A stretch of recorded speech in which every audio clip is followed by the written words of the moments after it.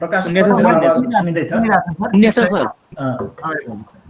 यो भर्चुअल सेसनमा तमाम उपस्थित हुनुभएका महानुभावहरू, सर्वप्रथम यो किसिमको कार्यक्रम आयोजना गर्नको लागि व्यवस्थापन र संयोजन गर्नुहुने परीक्षा व्यवस्थापन कार्यालय गण्डकी प्रदेशका प्रमुख विष्णु नारायण श्रेष्ठ सर, राष्ट्रिय परीक्षा बोर्ड सदस्य सचिव दुर्गा प्रसाद पौडेल सर, राष्ट्रिय परीक्षा बोर्डका महाशाखा प्रमुख डाक्टर रामचन्द्र पाण्डे सर, संयोजक साथीहरू भुवन सुवेदी एवं प्रकाश रिजाल ज्यू, त्यस्तै मेरो सहयोगी साथी डाक्टर वेद प्रकाश ढकाल सर, विभिन्न सङ्घ संस्थामा आबद्ध रहनुभएका तमाम पदाधिकारीहरू, शिक्षक साथीहरू एवं गणितका विद्यार्थी एवं शिक्षकहरू,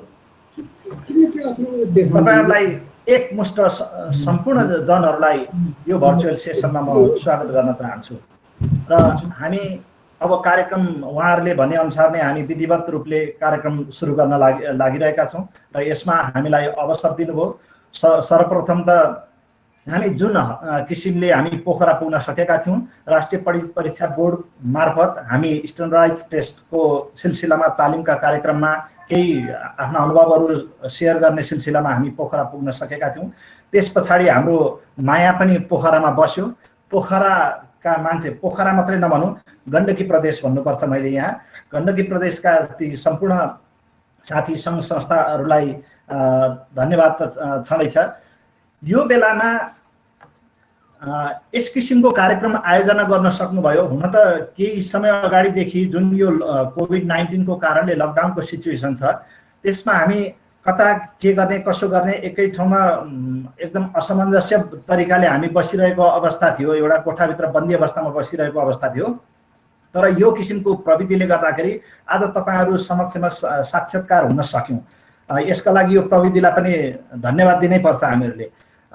र यसमा हामीले वर्कसप भनेका छौं, तर जे जति तरिकाले हामीले गत केही महिना अगाडि पोखरामा गर्न सकेका थियौं त्यतिको वर्कसप त अनलाइनमा हुन सक्ला नसक्ला, तर पनि हामी हाम्रा केही अनुभवहरू यहाँ पोख्न भने पक्कै पनि सक्नेछौँ र अन्तर्क्रिया हुनेछ।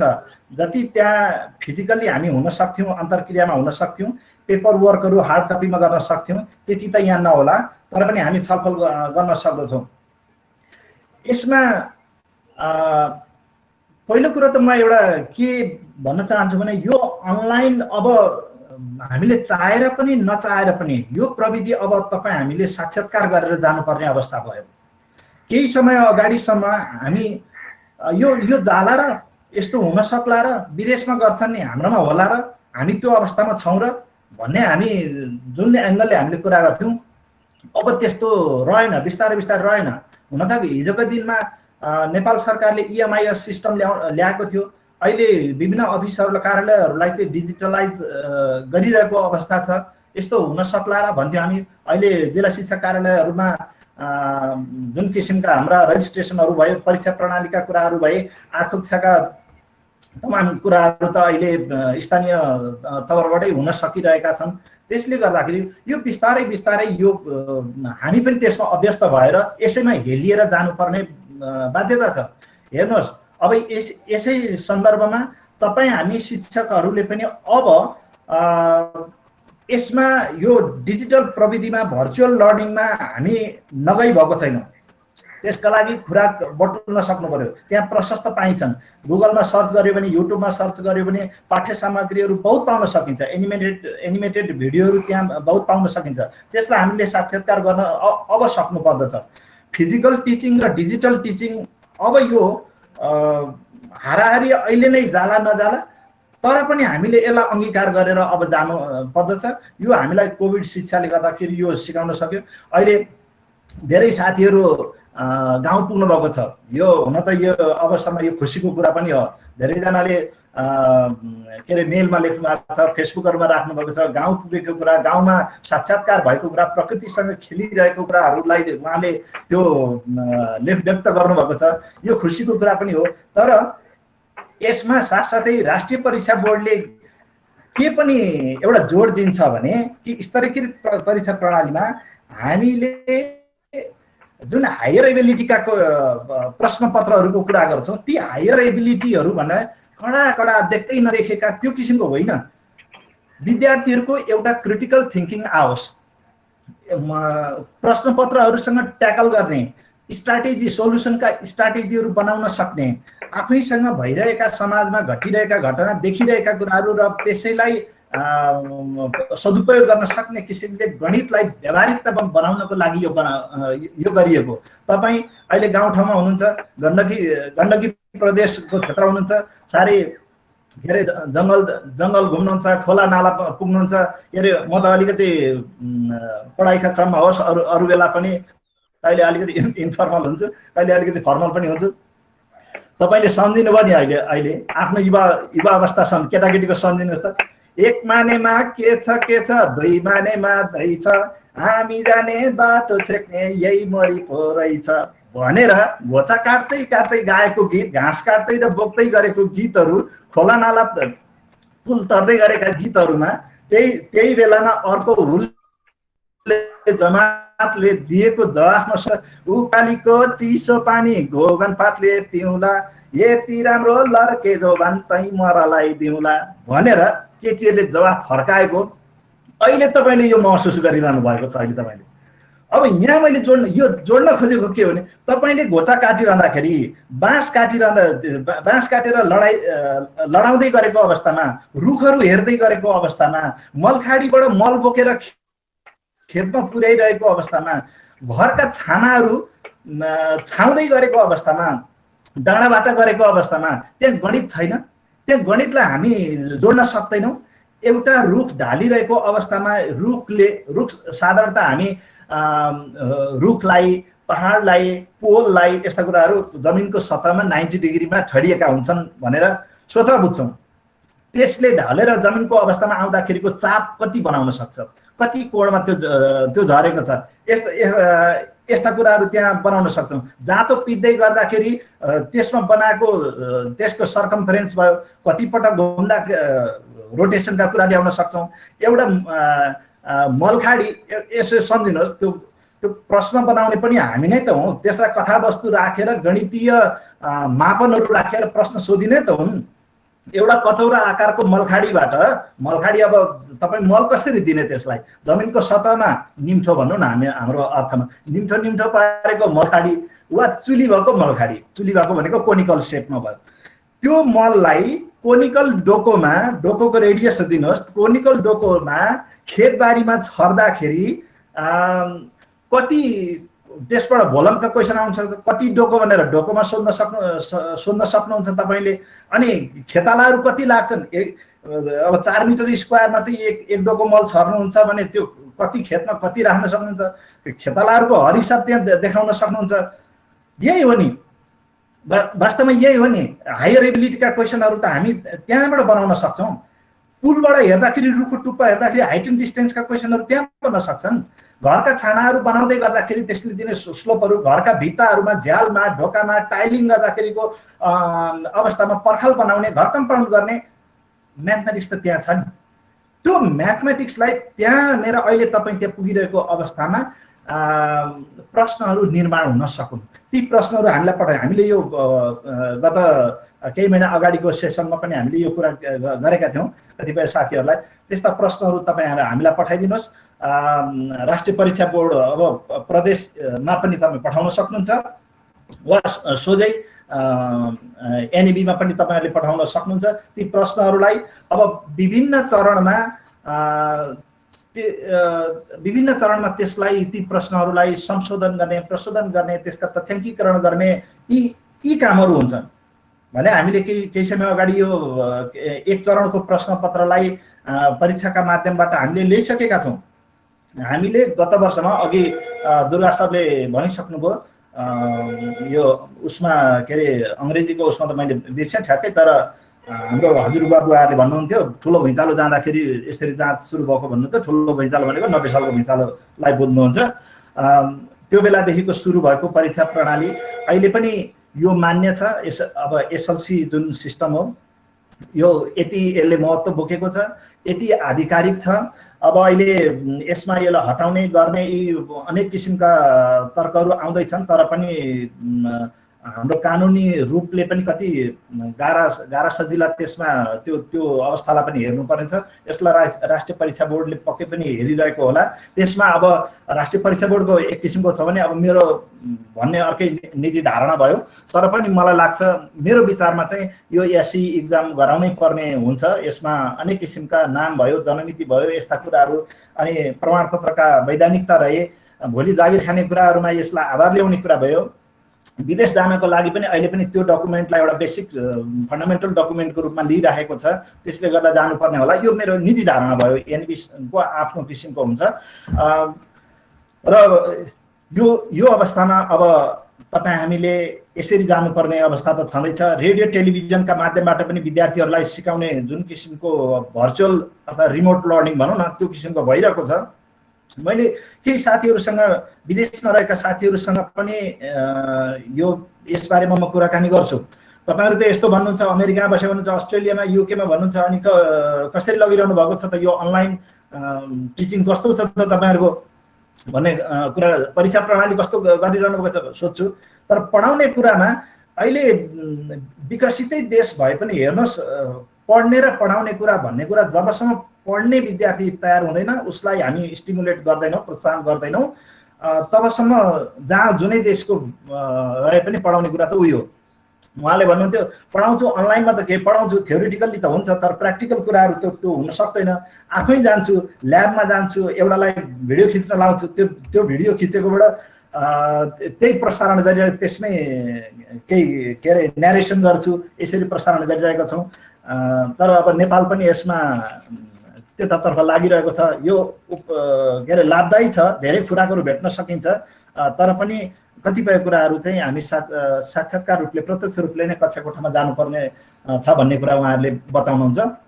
अब यसमा तपाईँ हामीले पनि लाग्नुपर्ने कुरा के रहेछ भने कुन विद्यार्थीको मोबाइल छ, कस्ता खालका मोबाइल छ, इन्टरनेट सुविधा छ छैन, टिभी रेडियोको के कस्तो छ भनेर एउटा ट्रेसिङ ट्र्याकिङ गरेर नेपाल सरकार पनि त्यसमा बढ्नुपर्ने जस्तो मैले देखिरहेको छु। अब यसमा यो त रह्यो केही यो अनलाइन सम्बन्धी र अहिलेको प्रविधिसँग हामी लाग्नुपर्ने कुरामा रह्यो।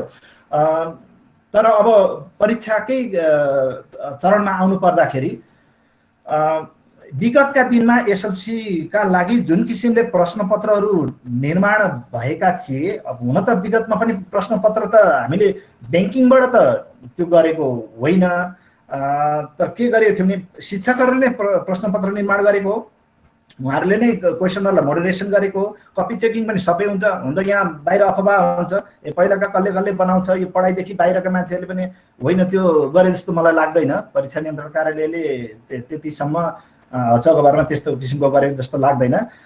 नितान्त वैधानिक छ। निकै मलाई त धेरै विशिष्ट लाग्छ कि क्वेसनै बनाउने मान्छे, शिक्षकले पनि आफूले बनाएको क्वेसन पस्छ पर्दैन त्यो थाहा हुँदैन, त्यहाँभित्र धेरैवटा क्वेसन बनाइएको हुन्छ। त्यो गोपनीयता अत्यन्त शिष्ट तरिकाले कायम गरिरहेको छ। यदि कसैबाट हुन भएका थिए एक दुईवटा घटनाहरू विगत केही समयमा त्यो भएको पनि थियो, क्वेसन आउटका कुराहरू, त्यस्तोमा तुरुन्तको तुरुन्तै अख्तियारको माध्यमबाट पनि राष्ट्रिय परीक्षा बोर्डले यो एक्सन लिइरहेको अवस्था छ। त्यसैले गर्दा त आज यसको चार्मिङ यहाँसम्म कायम भएर आइरहेको छ। त्यसमा प्रश्न बनाउने सुरुको चरण, अनि त्यसलाई सङ्कलन गर्ने, त्यसलाई मोडरेसन गर्ने को त हुन त विगतमा चाहिँ त्यो मोडरेसनको तहबाट चाहिँ प्रश्नपत्र निर्माणतर्फ, टाइपिङतर्फ त्यो जाने गर्दथ्यो। तर अहिले यो विशिष्टीकृत जुन स्तरीय परीक्षा प्रणालीलाई अङ्गीकार गर्न लागिरहेको छ परीक्षा बोर्डले, यसमा चाहिँ ती प्रश्नपत्रहरूलाई एकपटक फेरि परीक्षणका लागि विद्यार्थीहरूसँग पुनः पुगेको हुन्छ। हामीले केही समय अगाडि त्यो काम सकेर पनि आयौँ। अब त्यसमा परीक्षण गर्ने कुराहरू चाहिँ यो कोभिडको कारणले गर्दाखेरि यो अगाडि बढ्न सकेको छैन, तर यस पछाडि तुरुन्तै त्यो पनि प्रक्रिया अगाडि बढ्दैछ। त्यो प्रश्नपत्रहरूलाई कति प्रतिशत भन्दा माथि आयो भने, अर्थात् कम आयो भने त्यो एउटा तथ्याङ्कीय स्ट्याटिस्टिकल एनालिसिस हुन्छ त्यसमा। अब हदै प्रश्नहरू चाहिँ कडा परेछन्, वा गलत तरिकाले गलत डाटाहरू राखेर गएछन् भने त्यस्ता क्वेसनहरू क्यान्सल हुन्छन्। अति सजिला साह्रै चिप किसिमका क्वेसनहरू रहेछन् भने ती क्वेसनहरू पनि हट्ने छन्। त्यो मापदण्डभित्र परेका क्वेसनहरू चाहिँ त्यसको ब्याङ्किङ हुनेछ। त्यो ब्याङ्कमा यति अब धेरै क्वेसनहरू थप्दै जाने हो। पछाडि अघि दुर्गा सरले भने जस्तो त्यस पछाडि कम्प्युटर सिस्टमले नै प्रश्नपत्रहरू हामीले एउटा सेल कोड राखेका हुन्छौँ।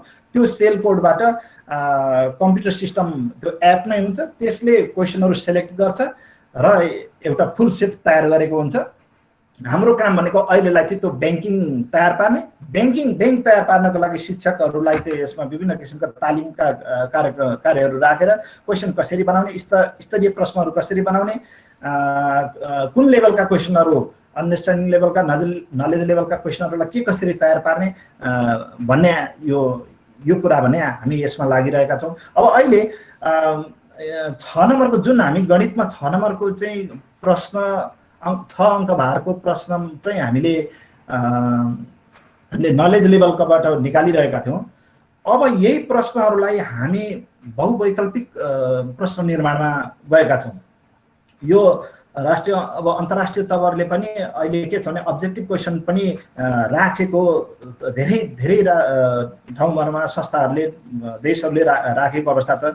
तपाईँ अहिले पनि बाहिर विदेश जानुपर्ने प्रक्रियामा गर्दाखेरि इन्ट्रान्स इक्जामहरूमा यो मल्टिपल चोइस क्वेसनहरू नै धेरै राखेको हुन्छ। हुन त त्यसमा मल्टिपल चोइस क्वेसनमा आफ्ना मेरिट पनि छन्, डिमेरिट पनि छन् यसमा। तर अब समयका हिसाबले सजिलोको हिसाबले प्रश्नहरूलाई निर्माण गरिसकेपछि साह्रै चुस्तता पनि रहने, विद्यार्थीहरूको विभिन्न क्षेत्र डोमेन एरियाको इभ्यालुएसन गर्न पनि सकिने। त्यो कारणले गर्दाखेरि अहिले अब्जेक्टिभ क्वेसनलाई पनि प्रायोरिटी दिएर राखेको छ। अहिले हामीले गणित, अङ्ग्रेजी र विज्ञान यी तीनवटा विषयलाई स्ट्यान्डर्डाइज टेस्टमा लाने जुन रापोले गरेको छ त्यसमा निरन्तरता छ र 10 अङ्कको प्रश्न चाहिँ यसमा अब्जेक्टिभ क्वेसनलाई राखेको छ। अब तपाईँको प्रश्न यहाँ रहन सक्छ 6 अङ्कको चाहिँ 1 मार्क्स थियो, अब्जेक्टिभ क्वेसन अब अहिले कसरी बनाउन सक्नुहुन्छ हो। हामीले त्यसमा 4 अङ्कको लागि चाहिँ प्रश्न अब 10 नम्बरको के अरे अब्जेक्टिभ क्वेसन बनाउनको लागि अन्डरस्ट्यान्डिङ लेभलको क्वेसनलाई नै अब्जेक्टिभ क्वेसनमा एमसिक्यू भनौँ मल्टिपल चोइस क्वेसनमा स्प्लिट गरेका छौँ। त्यो स्प्लिट गर्ने पनि म तपाईँ अहिले यो देखाउने छु। र सर्वप्रथम तपाईँलाई म एउटा सेयर गर्न चाहन्छु। प्रकाश सर, मलाई सेयरको लागि सेयरिङ गर्नको लागि मलाई सजिलो बनाइदिनु होला। हुन्छ, हजुरले सेयरिङ गर्नुहोस् न, यहाँ समस्या हुँदैन। त्यो साथीहरूले आफ्नो त्यो उहाँले स्क्रिन सेयर गर्नु बित्तिकै कम्पिङ हुन्छ, त्यसलाई त्यहाँ पिन गर्नु होला। त्यति गरेपछि तपाईँहरूको स्क्रिन कोही जाँदैन। हुन्छ सर, हस् प्लिज गो अन। हजुर,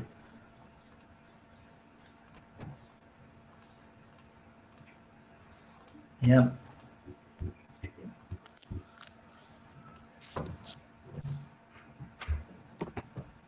मेरा सर थोरै प्र्याक्टिकल बेसमा जाम है। हुन्छ।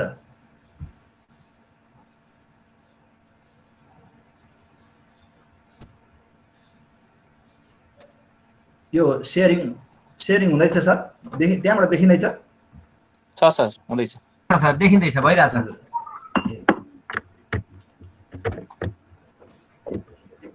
पहिला म तपाईँलाई आइटम सेल कोडको बारेमा व्याख्या गर्छु। म सरसर्ती जान्छु, समयले अब म समयको पाबन्दीभित्रै बस्ने प्रयास गर्छु। आज म तपाईँहरू समक्ष यो item cell code, specification grade, त्यस्तै एमसिक्यू कसरी तयार पार्ने यसबारेमा म छलफल गर्ने, मेरो सेसनमा म छलफल गर्ने मैले सोचेको छु। अर्को सेसनमा वेद सरले अगाडि बढाउनु हुनेछ। पहिलो कुरो, यो आइटम सेल कोड प्रश्न जति निर्माण हुन्छन् यी हाम्रा इकाइहरू छन्, तपाईँ देखिरहनु भएको छ। 1 नम्बरमा समूह सेट भयो। समूह अन्तर्गत पनि 2वटा प्रकार छन् राखिएको छ 2 उपशीर्षकमा। त्यस्तै अङ्कगणित भए यी विभिन्न तपाईँ देख्न सक्नुहुन्छ। मैले यहाँ रातो लगाएको जति चाहिँ यसबाट प्रश्न अहिले सोधिन्नन्।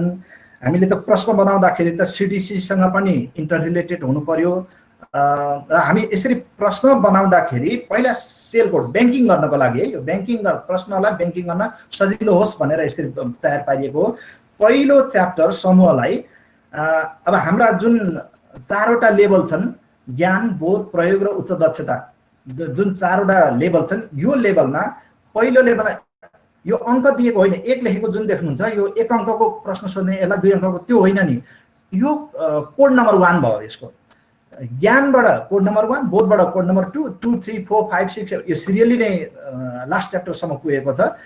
यसरी जाँदै गर्दाखेरि अब हामी सिडिसीले तयार पारेको जुन प्रश्नपत्रको सेट फ्रेम हो त्यसमा ज्ञान तहको प्रश्न यहाँबाट सोधिन्न भने 1 नम्बरको सेलको क्वेसनलाई हामी अहिले हामी दुःख नै गर्दैनौँ, 2 नम्बरको पनि गर्दैनौँ। यो 3 नम्बरको यहाँ प्रश्न चाहिँ हाम्रो 4 अङ्कको सोधिन्छ एप्लिकेसन लेभलबाट। यसलाई हामीले सेल कोड नम्बर 3 भनेर राखेका छौँ। त्यस्तै 7 नम्बर यो पहिलो उपशीर्षककोबाट 3 नम्बर भयो, सेटकै अर्को दोस्रो उपशीर्षकबाट 7 नम्बर सेल कोड पर्यो। यहाँ यो 3 नम्बर सेल कोड र 7 नम्बर सेल कोडबाट चाहिँ हामीहरू प्रश्न निर्माण गर्नेछौँ र त्यो प्रश्न निर्माण गरिसकेकोलाई यसलाई रिफाइन गर्ने, मोडरेसन गर्ने, विभिन्न चरणमा प्रश्नपत्र लिएर जाने, त्यसलाई स्तरीकृत बनाउने, भेरिफाइड, टेस्टेड गर्ने क्या, यसलाई टेस्टेड गरिसकेपछि ल्याएर फाइनल ब्याङ्किङ गर्ने काम चाहिँ यो 3 नम्बर ब्याङ्क, यो एक किसिमले भन्यो भने एकाउन्ट नम्बर भनौँ न, हाम्रो ब्याङ्कमा जाँदाखेरि एकाउन्ट नम्बर हुन्छ, यो एकाउन्टमा 3 नम्बरमा गएर हाम्रा सम्पूर्ण प्रश्नपत्रहरू जति 50-100 जतिवटा क्वेसनहरू बनाउँछौँ 3 नम्बरको सेलमा राखेर हामी यो क्वेसन राख्नेछौँ। त्यस्तै अब यो मैले सबै बताइरहेन, यी हरियो लगाएको जतिबाट, जस्तै एउटा हरियो लगाएको एउटा कुरा गरौँ। मेघराज सर साथीहरूको चाहिँ अलिकति जुम गरेर चाहिँ देखाइदियो भने स्क्रिन जाती हुन्थ्यो भन्ने। ए हुन्छ, यतिकोले देखिन्छ होला है। मैले 110मा 110 फन्ट साइजबाट राखेको छु। ल ल अहिले देखियो। यो 9, 10, 11, 12मा छ। यो चाहिँ knowledge understanding application higher ability सबैबाट प्रश्न सोध्न सकिने रहेछ। हरियो मैले लगाइरहेको छु।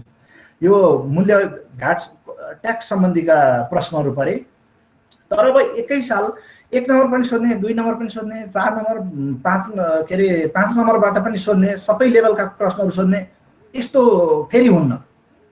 यसमा पनि एउटा मापदण्ड तोकिदिएको छ कि निम्नतम 2 अङ्कको मात्रै एउटा च्याप्टरबाट सोध्न सकिने छ भनिसकेपछि हामी यस पछाडि यो सेल कोड त ब्याङ्किङ तरिकाको लागि यो तयार भयो।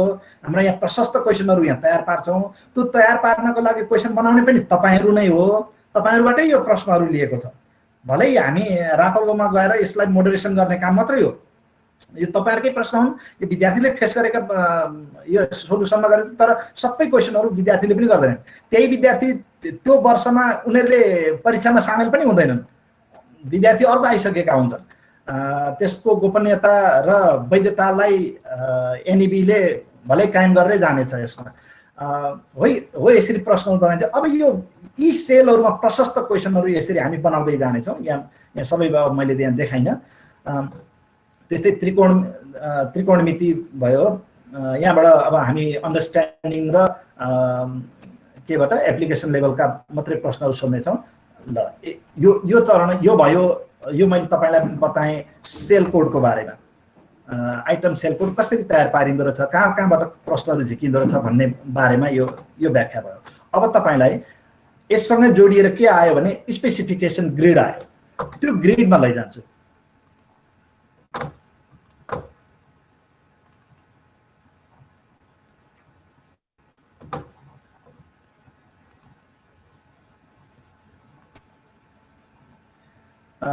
देखिरहनु भएको छ अहिले यो फन्ट, यतिको फन्ट। यो स्पेसिफिकेसन ग्रिड तपाईँ यसबारेमा भलिभाति जान्नुहुन्छ। यो विशिष्टीकरण तालिका पाठ्यक्रम विकास केन्द्रद्वारा तयार पारिएको यो तालिकामा नितान्त हामी अनुशासित तवरले यहाँ यसमा लाग्नै पर्छ। प्रश्न निर्माणकर्ताहरूले यसलाई सिरानेमा राखेर अर्थात् यसलाई हामीले फलो गर्नै पर्छ।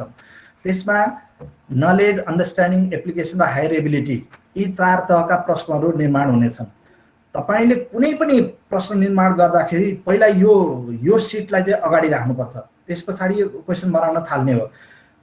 यहाँ हेर्नु होला, यसमा मैले 2-3 वटा छन्। पहिला म बताउँदै जानेछु तपाईलाई। पहिलो सेट भन्ने च्याप्टरबाट यो यतापट्टि मैले लेखेको त 8 भनेको त वेटेज दिएको हो, यति घण्टाको पढाउने आवर हो यो। यता अहिले हामी नजाउँ। यसमा हामी नलेज लेभलको प्रश्न सोध्दैनौँ, अन्डरस्ट्यान्डिङ पनि सोध्दैनौँ, एप्लिकेसन लेभलको प्रश्न सोधिनेछ। हायर एबिलिटीको यसबाट छैन र जम्मा 4 अङ्कको आउनेछ। अर्थमेटिकबाट 20 अङ्कको प्रश्न सोधिनेछ। त्यसमा एउटा नलेज छ, त्यस्तै 2 मार्क्सको छ, अनि एप्लिकेसनको एउटा, र यो 5 सबै प्रकारका सबै लेभलका प्रश्नहरू यहाँ परे। अब मैले यहाँ भन्न खोजेको के भने, यहाँ यता पछाडि रिमार्क्स तपाईँ जुन देखिरहनु भएको छ, यहाँ लेखेको छ at least 2 marks from each unit भनेको छ।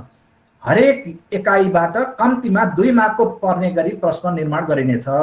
यो प्रावधानले गर्दाखेरि सबै च्याप्टरहरू चाहिँ के हुने भयो भने संलग्न हुने भयो। हामीले ट्याक्सेसन, अब क्वेसन त हामी कम्पाउन्ड इन्ट्रेस्टबाट मात्रै या ट्याक्सेसन मनी एक्सचेन्जबाट मात्रै पनि बन्थ्यो होला, तर त्यसो होइन। त्यसो गर्दैमा फेरि पपुलेसन ग्रोथ र यसलाई बायस गर्न मिलेन, यो छोड्न मिलेन। यो प्रावधानले गर्दाखेरि हरेक युनिटबाट चाहिँ कम्तीमा 2 अङ्कको, तपाईँलाई बढीमा 7 पनि बनाउन सक्नुहुन्छ, त्यो फरक परेन। 5 बनाउन सक्नुहुन्छ, 7 बनाउन सक्नुहुन्छ, तर 1 नम्बरको क्वेसन, जस्तै यहाँबाट तपाईँ पपुलेसन ग्रोथबाट 1 नम्बरको मात्रै क्वेसन झिक्न सक्नुहुन्न। तपाईँ यसका लागि चाहिँ अर्को एउटा क्वेसन, एउटा सर्ट क्वेसन या लङ क्वेसन कुनै एउटा राख्नै पर्यो तपाईँले यसका लागि, ताकि कम्तीमा 2 अङ्क चाहिँ यहाँ सामेल होस्। अब अर्कोमा जानुहोस् त। यो सिटमा के गरिएको छ भने, यो अर्को सिटमा प्रश्न निर्माण गर्दाखेरि तपाईँले यसमा टिक लगाउनुहोस्, मार्किङ गर्नुहोस् यसमा कि म जस्तै सेटबाट त कुनै गाह्रो रहेन, एउटा प्रश्न यहाँबाट झिक्नु पर्ने हुन्छ।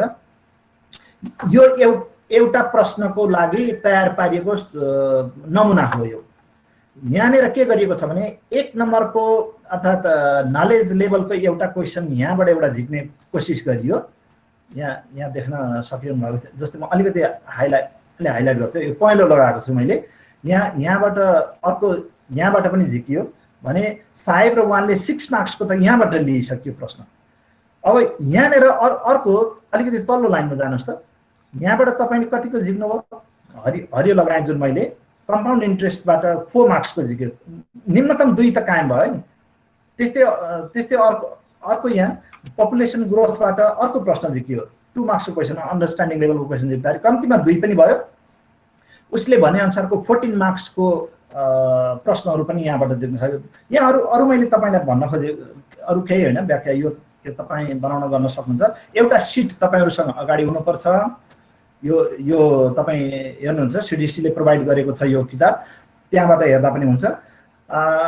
र पहिला यसलाई मार्किङ गर्नुहोस्, त्यो मार्किङ गरिसकेपछि त्यो अनुसारको प्रश्नहरू निर्माण गर्नुहोस्। यो मलाई यो च्याप्टरबाट यति मार्क्सको क्वेसन तयार पार्नुपर्ने रहेछ, यो लेभलको क्वेसन तयार पार्नुपर्छ। अब यो सिटमा आएर चाहिँ मैले के गरेको छु भने त्यही माथिकै कुराहरूलाई चाहिँ अङ्कन गरिएको छ। यसमा यति मार्क्स भनेर यो जस्तै यहाँ पपुलेसन ग्रोथको 2+2 दुईवटा अन्डरस्ट्यान्डिङका झिकिए, अर्को झिकियो 1 मार्क्सको, 5 मार्क्सको गर्दाखेरि जम्मा यहाँ 14 मार्क्सको प्रश्न यहाँ निर्माण हुन सक्यो। यो भयो स्पेसिफिकेसन ग्रिडलाई आधारित भएर, त्यसमा आधारित भएर प्रश्नलाई कसरी निर्माण गर्ने ताकि भोलिमा कतै विवाद पनि नहोस्। यो यता पछाडि दिएको कन्डिसनहरू, क्राइटेरियाहरू जुन छन् त्यो सम्पूर्ण फुलफिल हुने बित्तिकै त यो क्राइटेरिया त फुलफिल भइहाल्यो नि, हामी वैधानिक रूपले त सही भइहाल्यौँ। वैधानिकता त एकदमै महत्त्वपूर्ण हुन्छ। अब रह्यो तपाईँले यो वैधानिकता अनुसार, यो क्राइटेरिया अनुसार, यो ग्रेड अनुसार त प्रश्न निर्माण गर्नुभयो, तर प्रश्न कस्ता निर्माण गर्नुभयो भन्ने यो क्वेसन त फेरि ठुलो क्वेसन छ त। तपाईँहरू सर नमस्कार। हजुर, यो अल्जेब्राको एकचोटि भनिदिनु न सर, अल्जेब्राको यही तरिकाले के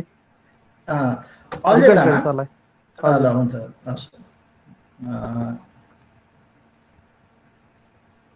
अल्जेब्राबाट 24 मार्क्स देखिँदैछ सर। अल्जेब्रामा अलटुगेदर 24 मार्क्सको छ। यसमा के लेख्यो, यसको प्रावधान चाहिँ के हो भने कम्तीमा एउटा उपशीर्षकमा 3 नम्बरको पर्नुपर्छ भन्ने छ। अघि हामीले गरेको जुन ट्याक्सेसन सम्बन्धीको प्रश्न थियो त्यहाँ 2 थियो, कम्तीमा 2 हुनुपर्छ भन्ने थियो। अहिले अल्जेब्राबाट कम्तीमा 3 हुनुपर्छ। अब यी च्याप्टरहरू भए HCF, LCM, surds, indices, algebraic expression र इक्वेसन, यो हाम्रा उपशीर्षकहरू रहे, बीजगणितका उपशीर्षकहरू रहे। हरेक उपशीर्षकबाट 3 नम्बरको अङ्क हुनुपर्छ। जस्तै मैले यो एउटा सेट तयार पार्नको लागि गरेको एक्सर्साइज हो यो। अस्ति पोखरामा पनि मैले पोखरामा जो साथीहरू संलग्न हुनुभयो उहाँहरूलाई त यो मैले देखाएको पनि थिएँ। सर यस हजुर, यहाँ तपाईँले सेट गरे अनुसार त मिस्टेक देखिएन र इन्डिसेसमा नि 2 मार्क्सको मात्रै भयो, अनि अल्जेब्रिक एक्सप्रेसनमा नि 2 मार्क्सको मात्रै आयो, 3 मार्क्स परेन नि सर। त्यही भएर मैले कुरा उठाउनु खोजेको हो सर, एटलिस्ट 3 ठिक छ। यसमा यसको प्लेसमेन्ट फेरि होला, तपाईँले भनेको कुरा सही छ। यहाँ मैले सायद अर्को सेडिङ गर्नु पर्थ्यो होला, यसमा अर्को थपेर गर्नु पर्थ्यो होला। यसलाई होमवर्क गरेर गर्नुपर्ने हुन्छ। तर सरलाई मैले यही सहयोग गरेँ। हजुर तपाईँले 1 र अल्जेब्रिक एक्सप्रेसनमा 1 मार्क्स र 2 मार्क्स राख्नुभयो भने 1 मार्क्स र 2 मार्क्स राख्नुभयो भने यहाँ 1 र हो यहाँ राखियो भने यही कुरालाई यहाँ राख्यो भने त्यसलाई चाहिँ त्यहाँ राख्नुभयो भने एउटा त्यहाँबाट फाइदा हुने भयो सर। यहाँबाट उठाउँदाखेरि उतापट्टिबाट के भयो, 4 मार्क्स त कायम भयो होइन सर? हजुर हजुर, यहाँ त 4 मार्क्स कायम भयो। गुड। अनि तपाईँको त्यो एसएफ एलसिएमबाट 2 मार्क्स र 4 मार्क्स दुइटै राख्नुभएको थियो नि, त्यहाँ 2 मार्क्स र 4 मार्क्स दुइटै नराखिकन 4 मार्क्स मात्रै राखेर यसलाई चाहिँ यता लिएर आउनु भयो भने 2 मार्क्सको दुईटा क्वेसन इन्डिसेसबाट तपाईँले 2 मार्क्सको दुईटा क्वेसन राख्नुभयो भने ठ्याक्कै कुरा मिल्छ सर। अहिले पनि यो निम्नतम 3 त आयो होइन सर? ठिकै छ, हामीले यस्तो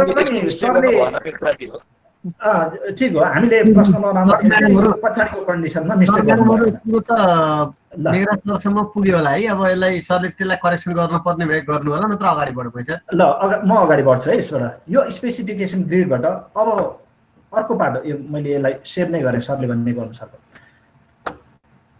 अर्को अब हाम्रो एउटा महत्त्वपूर्ण, अहिलेसम्म हामीले यो एक्सर्साइज गरेका थिएनौँ, यो राखेका थिएनौँ। अब यसपटकदेखि आउँदो वर्षदेखि यसलाई राख्ने भनिएको छ। त्यो एमसिक्यू क्वेसन अब कसरी तयार पार्ने होला त? यो अहिले नयाँ ढाँचामा प्रश्नहरू आउन लाग्यो, राखिँदैछ। त्यसका लागि कसरी म केही नमुनाहरू तपाईँहरूसँग समक्ष राख्दैछु। प्रश्नहरू कसरी बनाइन्छन्, यसका नर्म्सहरू के छन्, यसबारेमा छोटो व्याख्या गर्छु।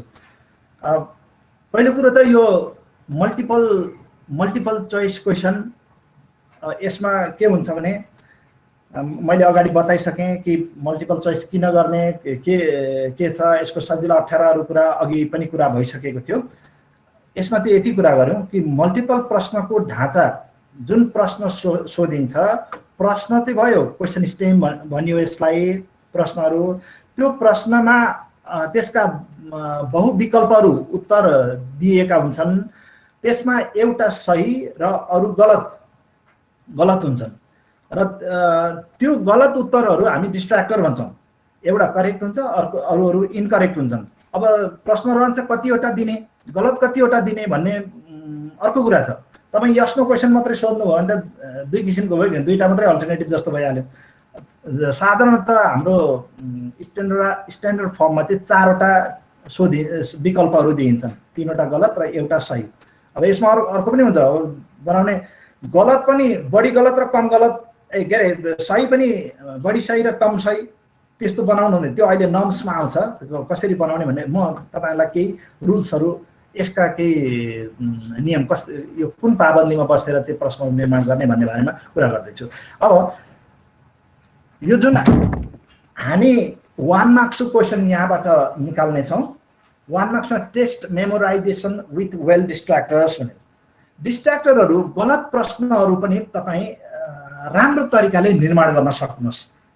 कि एउटा चाहिँ लगभग उसले प्रश्नमा त हिट गर्ने भयो नि, प्रश्नको त्यसको उत्तरको लागि त यो हुन्छ कि यो हुन्छ भन्दाखेरि कन्फर्मै यो हुन्छ भन्ने किसिमको होइन, त्यो वेल डिस्ट्र्याक्टर भएन। यो पनि हुनसक्छ, यो पनि अलिकति सोच्नु परोस्, उसलाई थोरै यो के अरे सूत्र सही छ कि छैन, यही हो कि होइन, यहाँ पनि त यस्तो छ, थोरै यहाँ फरक छ भन्ने कुरा एकैछिन त्यसमा चाहिँ उसले विचार गर्नु परोस् त्यस्ता प्रश्न। त्यसैले गर्दाखेरि उत्तरबाट अति टाढा भागेको अति पर यो हुँदै होइन यस्तो हुँदै होइन भन्ने किसिमको डिस्ट्र्याक्टर चाहिँ नपरोस्। एउटा उदाहरण तपाईले एउटा वर्गान्तर तथ्याङ्कमा पहिलो चतुर्थांशको लागि म अलिकति यसको जुम बढाउँछु है। एउटा वर्गान्तर तथ्याङ्कमा पहिलो चतुर्थांशको लागि निम्न मध्ये कुन सही सम्बन्ध हो? यहाँ अक्षरका आफ्नै अर्थ छन्, नोटेसनको युजल मिनिङ छ यसमा। जस्तै Q1 छ L - n/4 - CF upon F * I, त्यो B मा यो राखिएको छ, C मा D मा राखिएको छ। अब तपाईँ यसमा हेर्नुहोस्, झट्ट हेर्दाखेरि यो हो कि हो कि जान्नेलाई त्यो कुनै गाह्रो भने त्यहाँ गएर टिक लगाएछ। अब नजान्नेले अलिक कन्फ्युज हुनेले त्यसमा हिट गर्ने हो। यसमा हेर्नुहोस् यो डिस्ट्र्याक्टरहरू एकै प्याटर्नका छन्, उस्तै तरिका छन्, फरक कतै छ n/4 - CF राखिएको, कतै L+ राखिएको छ, कतै L- राखिएको छ। ख्याल गर्नुपर्ने कुरा के छ भने न्युमरेटरमा कहीँ CF राखिएको छ, कतै डिनोमिनेटरमा CF राखिएको छ। तर यहाँ उसलाई मेमोराइजेसन टेस्ट गरेको हो उसको, त्यो मेमोराइजेसन टेस्टबाट कुन छान्छ होला त उसले विद्यार्थीले?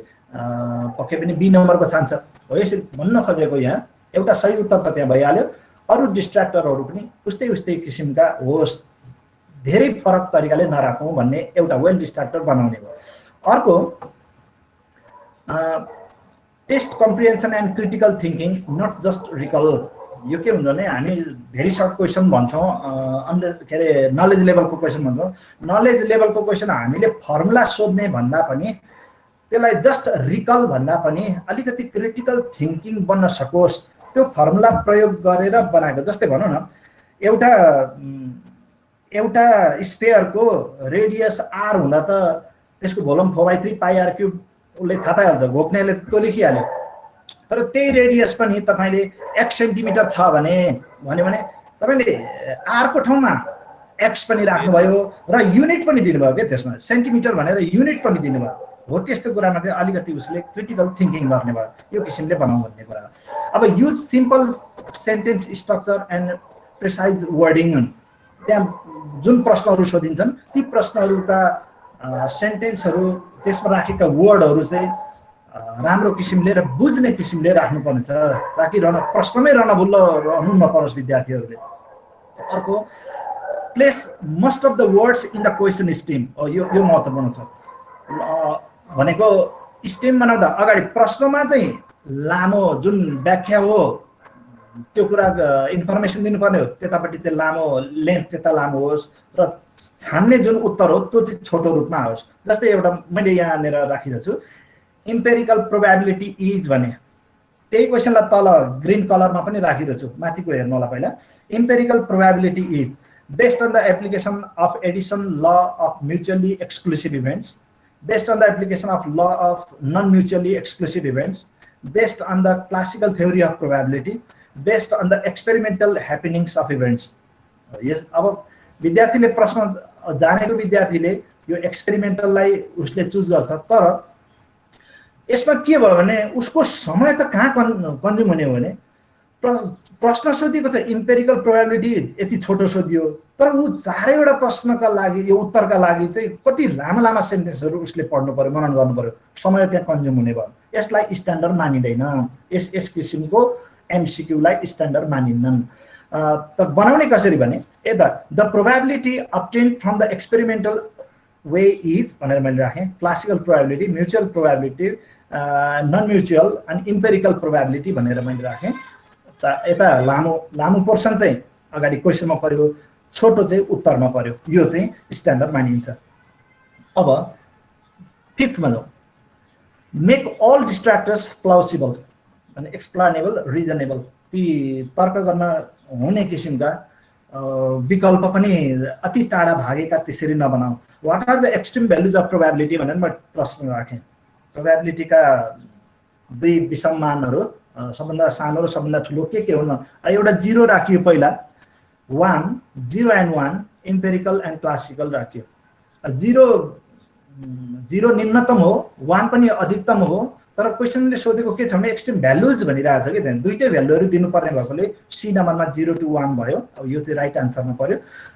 अर्को क्वेसन छन्द नभन्दा नमिलेको भयो क्या त्यो। अर्को इम्पेरिकल एन्ड क्लासिकल कहाँबाट आयो? त्यहाँ डिजिटल आइरहेको ठाउँमा भ्यालुहरू न्युमेरिकल आइरहेको ठाउँमा यो भएन, त्यो प्लसिबल भएन क्या, त्यसमा रिजनेबल भएन। यो चाहिँ यस्तो किसिमको नराख्ने, अगाडि अङ्क राख्दाखेरि त्यहाँ पनि अङ्कले नै या प्रतिशतले या केही तरिकाले राख्नुपर्ने हुन्छ। यो रिजनेबल बनोस् प्रश्नहरू। म 6 नम्बरमा अब कुरा गर्छु। Make all answer options of same length.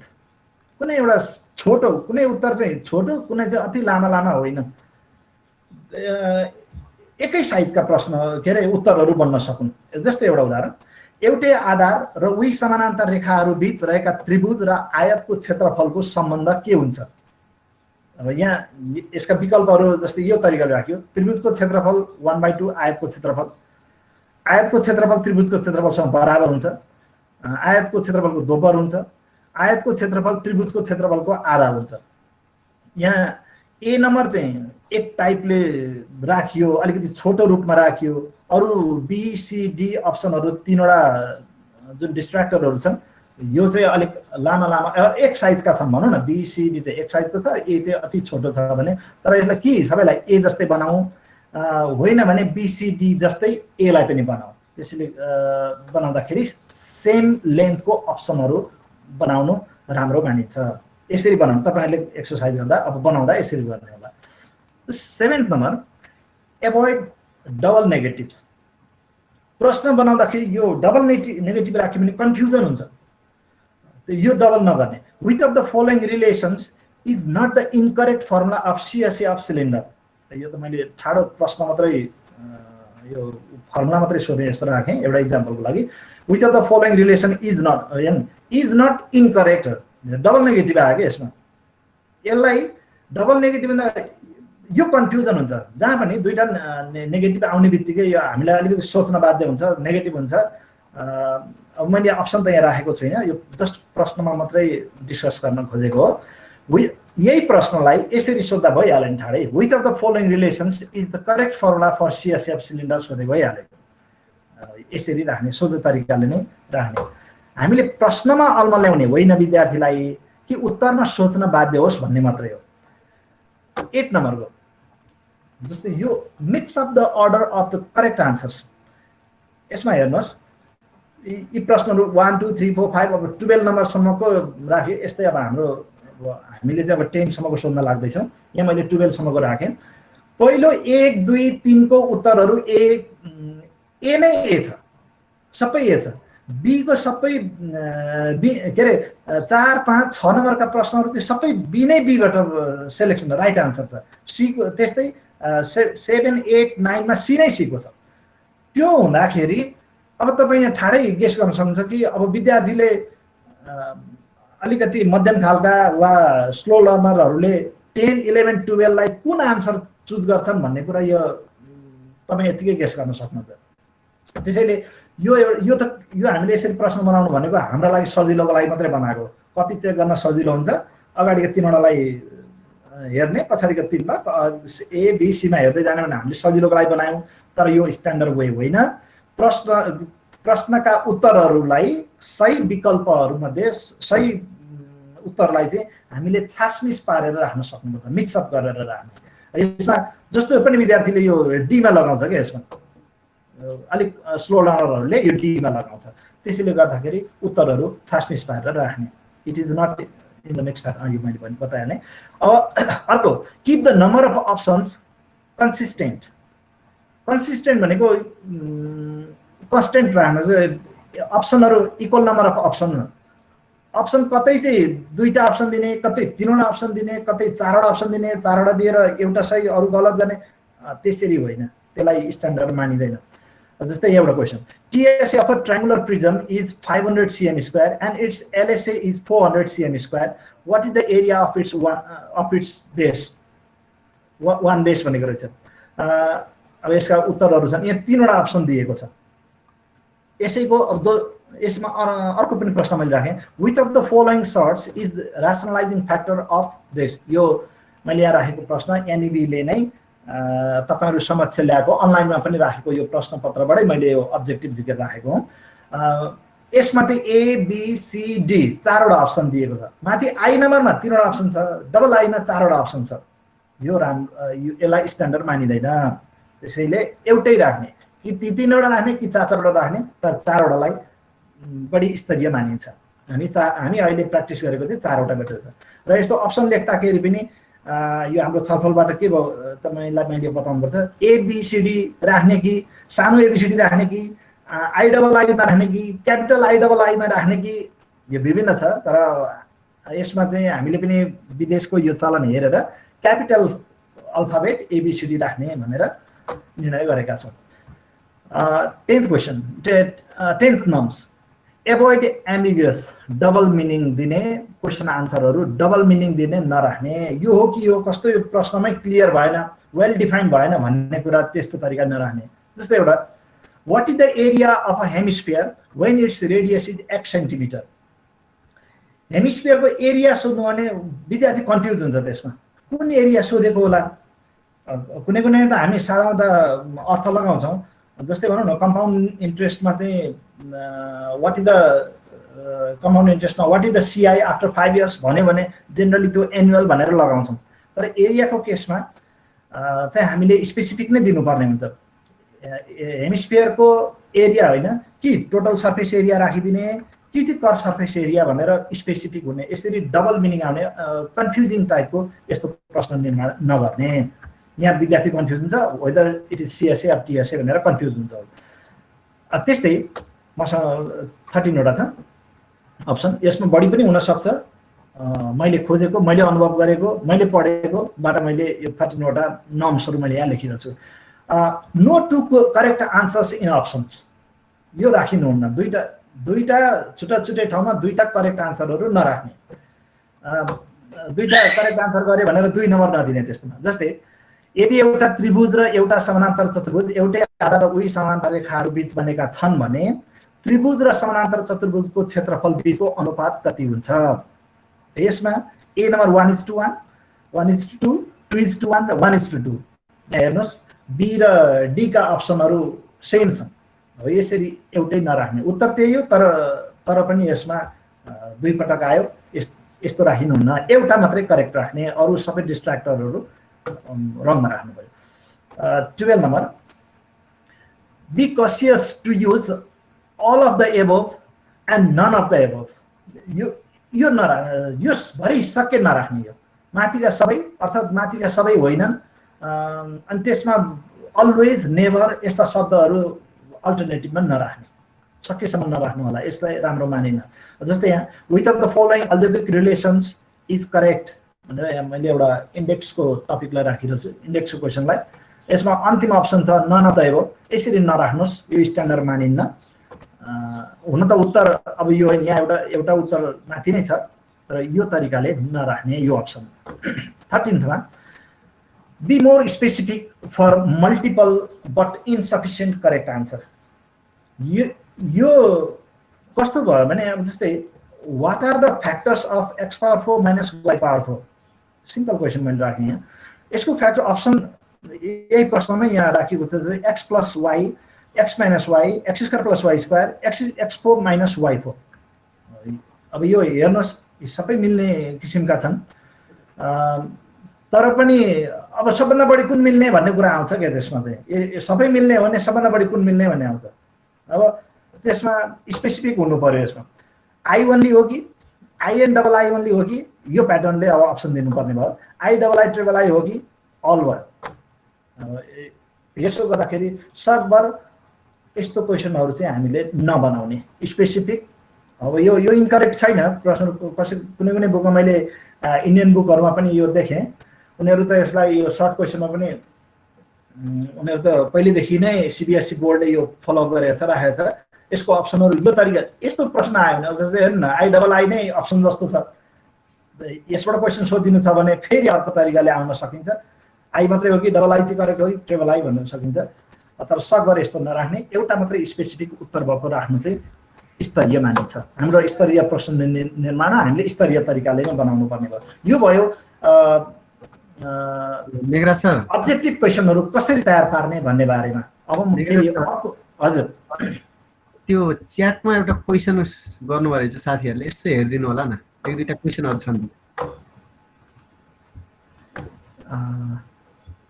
यो चाहिँ सेयर हुँदाखेरि कहाँ हुँदो रहेछ भन्ने सुरुमै जाने हो सर, हजुर हजुर त्यो मोजिल्ला फायरफक्स खोल्नुहोस् त, अब उही सुरुमै हुइ जानुपर्छ हजुर। हो त्यही अब च्याटमा हेर्नुहोस्।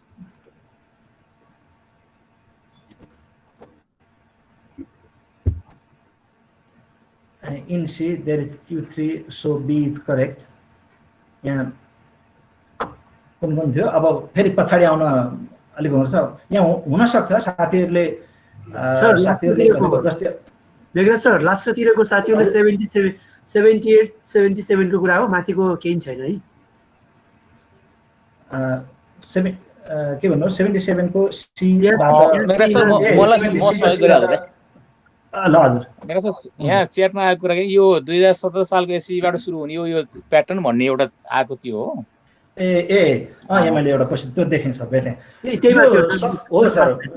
हामीले सरहरू एनइबीले 77 सालबाट यो लागू गर्ने भनेको छ। अब अहिले हुन त हामीले यो कार्यक्रम अगाडिदेखि थालेका थियौँ, अगाडि कहिले भन्छ गत वर्षको असार साउनबाट नै यो सुरु भएको थियो। एक चरणको एक्जामिनेसन स्ट्यान्डर्डाइज टेस्टको लागि विद्यार्थीहरूबाट नै सही गलत प्रश्नहरू सही गलत के छन् त्यसबाट विद्यार्थी र उनीहरूको त्यो क्वेसनको हार्डनेस सफ्टनेसको टेस्ट गर्नको लागि विद्यार्थीहरूमा हामी पुगेको पनि हो। 34वटा जिल्लामाबाट विभिन्न सेन्टरहरूमा प्रश्नपत्र निर्माण गरेर यो आइ पनि सकेको हो। तर अब अहिले त्यसको प्रश्न ती जुन उत्तर पुस्तिका प्राप्त भएको छ त्यो करेक्सनको चरणमा नपुग्दै यो कोरोना भाइरसको कारणले गर्दा त्यो रोकिएको छ। अब कहिलेसम्म रोकिन्छ थाहा छैन। त्यसले गर्दाखेरि प्रश्न निर्माण गर्नुभन्दा अगाडि नै जुन स्ट्याटिस्टिकल एनालिसिस गर्नुपर्ने पाटो छ त्यो पाटो बाँकी नै छ। अहिलेसम्म पनि यो प्याटर्नकै प्रश्नहरू सोधिनेछ भनेर अघि दुर्गा सरले पनि भनिसक्नुभयो। तर अब यो कारणले गर्दाखेरि हामी त्यो चरण पुग्न सकेनौँ। यो लमिँदै धेरै गएर सकेनौँ भने चाहिँ म पनि यसो भन्न सक्दिनँ। सायद अगाडिकै प्याटर्नबाट आउन पनि सक्छ जुन हामीले अहिले प्र्याक्टिस गरिरहेछौँ। नत्र भने अहिलेसम्मलाई चाहिँ यो नयाँ प्याटर्न इङ्ग्लिस म्याथमेटिक्स र साइन्समा चाहिँ नयाँ प्याटर्नबाट 2077 सालदेखि 2021 भनिएको छ त्यो अङ्ग्रेजी क्यालेन्डर अनुसार। अनि 77 सालबाट नै यो नयाँ प्याटर्नबाट क्वेसन सोधिने छ भनेर अहिलेसम्म पनि एनइबी त्यही निर्णयमा अडिग छ। सरको मैले यो उत्तर पस्केँ। अब सर प्रशान्त सर यसमा समयको के कस्तो रहन्छ? मैले यहाँनिर एउटा छलफल के गर्न चाहेको थिएँ साथीहरूसँग, मैले म्याटर पनि लिएर आएको थिएँ कि मार्किङ स्किमको बारेमा कसरी तयार पार्ने त कि विद्यार्थीहरू बायसमा पर्न नसकुन्, उनीहरूलाई अन्याय पनि नहोस् भन्नको लागि कसरी मार्किङ स्किम तयार पार्ने त्यो बारेमा छोटो म केही बताउन सक्छु नि?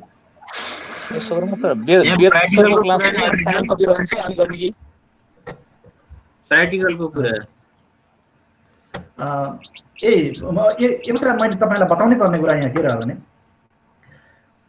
6 मार्क्सको के अरे नलेज लेभलको प्रश्नहरूको अहिले निर्धारण छ वर्ल्ड प्याटर्नमा। सिडिसीको जुन प्याटर्न चेन्ज भएको छैन, तर त्यही सिडिसीकोमा नै आधार भएर एनइबीले अब आउने 77 सालमा 10 मार्क्सको अब्जेक्टिभ क्वेसन 1 मार्कको तरिकाले चेकिङ हुने गरी तयार पार्ने भनेको हुनाले 2वटा च्याप्टरबाट यो शिक्षक साथीहरूलाई मैले यो बताउनै पर्ने छ, हेक्का राख्नु होला। 2वटा च्याप्टरबाट हामीले अन्डरस्ट्यान्डिङ लेभलका क्वेसनहरूलाई स्प्लिट गऱ्यौँ। त्यो 2टा च्याप्टर भनेको ट्रिगोनोमेट्रीको अन्डरस्ट्यान्डिङ लेभलको एउटा प्रश्न र प्रोबेबिलिटीमा त 2टा अन्डरस्ट्यान्डिङ लेभलका आउँछन्। प्रोबेबिलिटीको च्याप्टरबाट एउटा प्रश्नलाई चाहिँ हामीले सेपरेट गऱ्यौँ। त्यो सेपरेसनको एउटा नमुना म तपाईँहरू समक्ष यहाँ राख्दैछु, एक-एकवटा नमुना। जस्तै चित्रमा समानान्तर चतुर्भुज एबीसीडी को क्षेत्रफल यति छ, एबी बराबर यति सेन्टिमिटर छ, एंगल एबीसी यति छ भने यसका प्रश्नहरू अब तल छन्। त्रिभुज एबीसी यो थियो भने सोझै पहिला के सोधिन्थ्यो भने बीसीको लम्बाइ कति हुन्छ भनेर यो प्रश्न सोधिन्थ्यो। एरिया एउटा एंगल दियो भने एउटा साइड सोध्ने, एरिया एउटा साइड र भयो भने एंगल सोध्ने, त्यो हाम्रो प्रचलन थियो। अब यसलाई त्यो 10 मार्क्सको अब्जेक्टिभ बनाउनु पर्ने हेतुले पनि यो यसरी स्प्लिट गरिएको हो। आई नम्बर माथिको जुन स्टेम हो एउटै राख्यो, यो कमन भयो यो इन्फर्मेसन। अब आई नम्बरमा त्रिभुज एबिसी को क्षेत्रफल कति हुन्छ क्षेत्रफल यहाँनिर निर्धारण किनभने बीसी को क्षेत्रफल निकाल्नलाई त्यसको क्षेत्रफल चाहिन्छ एबिसी को क्षेत्रफल चाहिन्छ हामीहरूलाई अनि डबल आईमा बीसी को लम्बाइ कति हुन्छ यहाँनिर अप्सन पार्दियौँ भने त्यो एउटा पहिलाको अन्डरस्ट्यान्डिङको एउटा क्वेसन यहाँ आएर स्प्लिट भएर 1 मार्कको 2 नम्बरमा स्प्लिट भयो यो एउटा अब प्रोबेबिलिटीबाट यसरी गर्यौँ 52 पत्तीको एक गड्डी खेल्ने तासमा in a pack of 52 playing cards राता बादशाह र काला गुलामका कति कति पत्ती हुन्छन् एउटा प्रश्न कति कति भने दुईटाबाट उत्तर दिनु पर्यो 26 26 12 12 यहाँ सही होला तपाई निर्क्युल गर्न सक्नुहुन्छ दोस्रोमा सो गड्डीबाट नहेरिकन एउटा पत्ती थुत्दा सो थुतिएको पत्ती रातो बादशाह वा कालो गुलाम पर्ने सम्भावना कति हुन्छ यसका अब्जेक्टिभ हो यसरी दुईटा हामीले एमसीक्यू मा कन्भर्ट गर्यौं अब त्यस्तै यो हाम्रो अनलाइनमै पनि राखेको प्रश्न हो यो एउटा यो चाहिँ कस्तो अब यो ट्री डायग्राम बनाउनु पर्थ्यो हामीले ट्री डायग्राममा अल पोसिबिलिटिजहरु प्रोबेबिलिटी पोसिबिलिटिजहरुलाई हामीले राख्नु पर्थ्यो यसलाई के दिएको छ भने ट्री डायग्राम दिएको छ दिएको ट्री डायग्रामबाट अरु उत्तरहरु उनीहरुले दिन सक्नुपर्ने हुन्छ एउटा झोलामा केही सेता र राता उस्तै र उत्रै बलहरु छन् दुईवटा बलहरु एकपछि अर्को गरी पुनः नराखिकन झिक्दा आउने सबै सम्भावित परिणामहरुको सम्भाव्यतालाई तल वृत्तचित्रमा छेउको वृत्तचित्रमा देखाइएको छ सो वृत्तचित्र हेरेर तलका प्रश्नहरुको उत्तर दिएको विकल्पहरुबाट छानेर लेख्नुहोस् विकल्प सो प्रश्न यसरी सोधियो झोलामा जम्मा कति बलहरु थिए सुरुको अवस्थामा कतिवटा थिए उसले यहाँबाट अप्सन छान्ने भयो कति 17 वटा भयो त्यस्तै पहिलो पटक रातो र दोस्रो पटक सेतो बल छानिने सम्भाव्यता कति हुन्छ यसमा पनि यसरी अप्सन दिएको छ भने मैले यहाँ बताउन खोजेको त्यो अन्डरस्ट्यान्डिङ लेभललाई हामीले कसरी एमसीक्यू मा बनाउने भन्ने बारेमा र कुन च्याप्टरबाट चाहिँ यो सोध्ने भन्ने कुरा तपाईहरुलाई सायद बताउन सके होला अब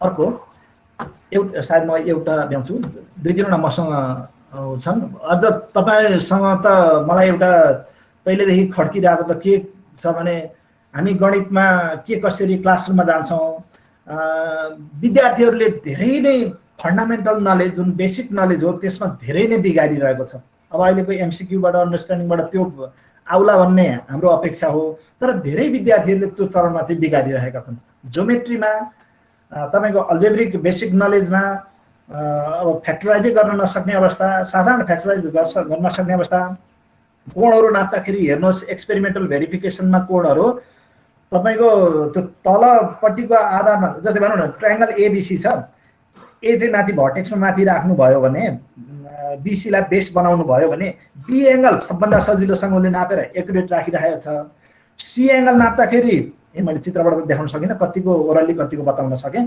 सी एंगल नाप्दाखेरि करिब 60-70% स्टुडेन्टहरुको करेक्ट छ तर जब माथि भर्टिकल एंगल चाहिँ प्रोटेक्टरले नाप्नु पर्ने हुन्छ जुन कुरा हामी 4-5 क्लासमै पढाउँछौं यो कुरा 10 क्लासमा आउँदाखेरि पनि अहिले ए एंगल चाहिँ मोर देन 50% स्टुडेन्टहरुको इनकरेक्ट हुन्छ यो त्यसैले गर्दाखेरि यस्ता बेसिक कुराहरुमा चाहिँ उनीहरुलाई अलि अभ्यस्त बनाउनु पर्ने रहेछ ज्योमेट्रीमा पनि उनीहरुको साधारण कुराहरु चाहिँ नबुझ्दा नगर्दा अभ्यस्त पटक अभ्यस्त नहुँदाखेरि त्यहाँबाट धेरै बिग्रिरहेको छ त्यसैले यो चरणमा तपाई हामीले धेरै ख्याल गर्नुपर्ने छ टिचिङ मेटेरियलहरुलाई अत्यन्तै इम्फेसिस दिनु होला त्यो सकेसम्म टिचिङ मेटेरियल लिएर क्लासरुममा जानु होला विद्यार्थीलाई फ्रिक्वेन्टली कुनै पनि साधारण कुराहरुलाई फ्रिक्वेन्टली बताइदिरहनुहोस् अभ्यस्त गराउनुहोस् ठिकै छ म अहिले त्यतातिर धेरै अहिले नजाउँ त्यो सरलाई फेरि मैले एकचोटि डिस्टर्ब गरे सर माफ पाऊँ सरले चाहिँ यहाँ च्याटमा चाहिँ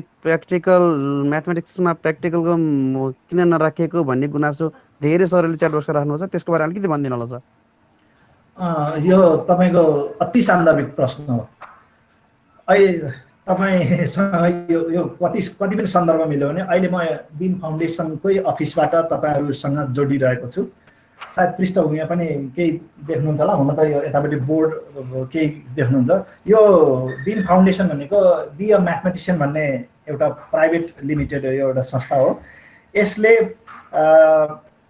उसको आफ्नो लोगो नै research and training centre for teaching mathematics भनेर राखेको छ र यसको मोटो नै प्र्याक्टिकल म्याथमेटिक्सलाई जोड दिने। म अहिले म्याथ ल्याबमै छु, यो यो यो म्याथ ल्याबबाटै म यो अहिले तपाईँसँग बोलिरहेको छु। त्यो म्याथ ल्याब र मैले थेसिस गरेको पनि यो टिचिङ मेटेरियल सम्बन्धी नै हो, म्यानेजमेन्ट अफ इन्स्ट्रक्सनल मेटेरियल सम्बन्धी नै हो।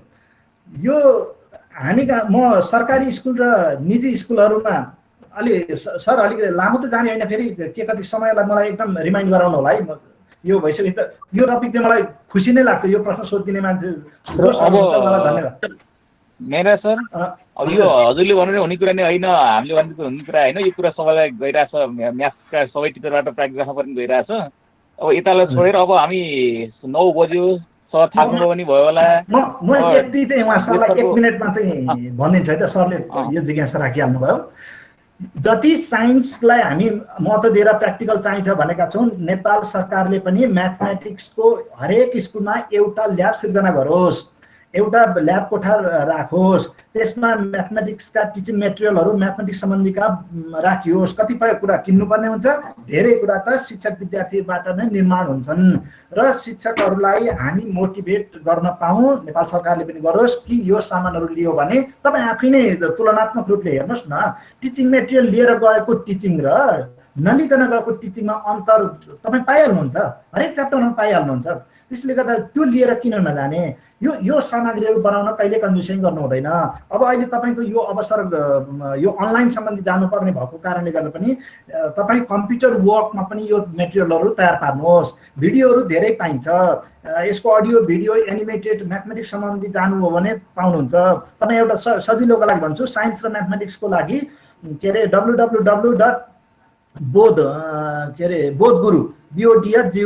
bothguru.com मा जानुभयो भने त्यहाँ तपाईँले म्याथमेटिक्स सम्बन्धी हुन त त्यहाँ हिन्दी र अङ्ग्रेजीमा दुईटा भाषामा छन्, एनिमेटेड राम्रोसँग राखिएको छ। क्लासरुम टिचिङ छोटो छोटो छ, भिडियो पनि लामो लामो छैन, एउटा टपिक एउटा सब टपिकको लागि एउटा छोटो राखेको छ। त्यो तपाईँले क्लासरुममा राम्रोसँग प्रस्तुत पनि गर्न सक्नुहुन्छ, त्यसलाई सान्दर्भिक बनाउन सक्नुहुन्छ। त्यहाँ जानु होला साइन्स र म्याथको लागि। र अब च्याप्टरहरू म्याथमेटिक्सको र साइन्सका च्याप्टर त धेरै, इन्डिया भन्ने पनि कुरो रहेन, नेपाल भन्ने कुरो रहेन, यो त वर्ल्ड वाइड ल्याङ्ग्वेज हो यो, हेर्नुहोस्।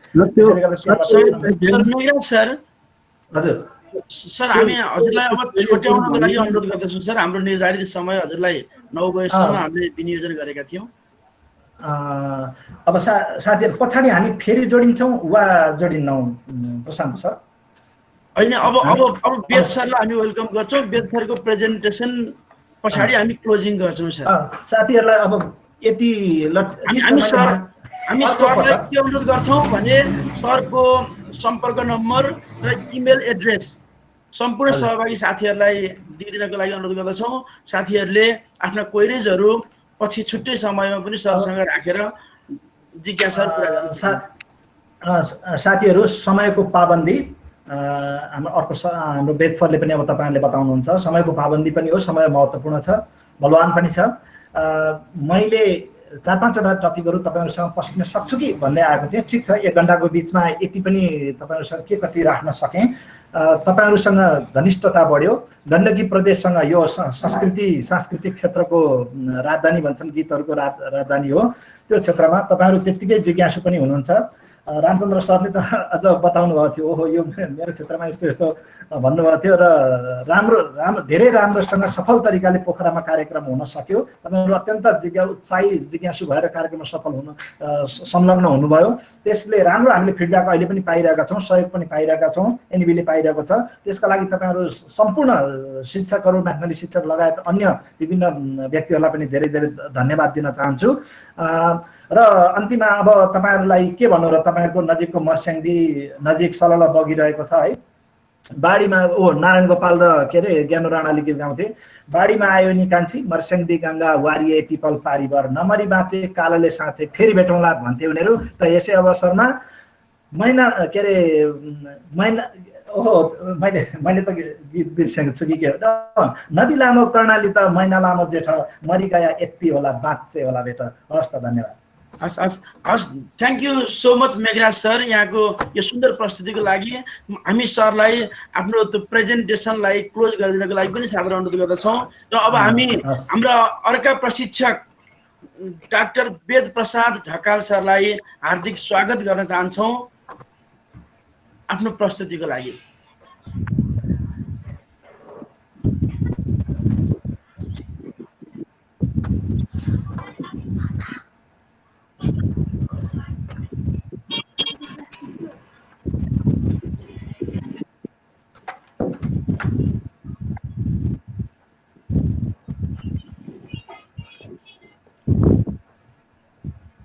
सम्पूर्ण आदरणीय सर म्यामहरु नमस्कार।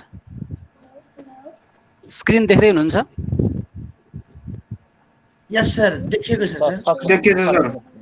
हस्, अहिले 9:10 गयो अनि समयको लिमिटेसनले गर्दाखेरि अराउन्ड 9:45 मा म मेरो प्रेजेन्टेसन एन्ड गर्छु अनि 10 मिनेट तपाईहरुसँग क्वेशन आन्सर गर्छु र अराउन्ड 10 मा हामी यसलाई र्याप अप गर्छौं है। थ्यांक यू सर, हाम्रो योजना पनि। मसँग आज तपाईहरुलाई कुरा गर्ने 4 वटा टपिकहरु छ। स्ट्यान्डर्डाइजेसन टेस्ट के हो, किन गर्न खोजेको होला, अनि एनईबीले यसलाई कुन वर्क फ्लोमा राखेको छ भन्ने बारेमा यो 4 वटा टपिकमा अराउन्ड 10 मिनेट इच का दरले म प्रस्तुति गर्नेछु।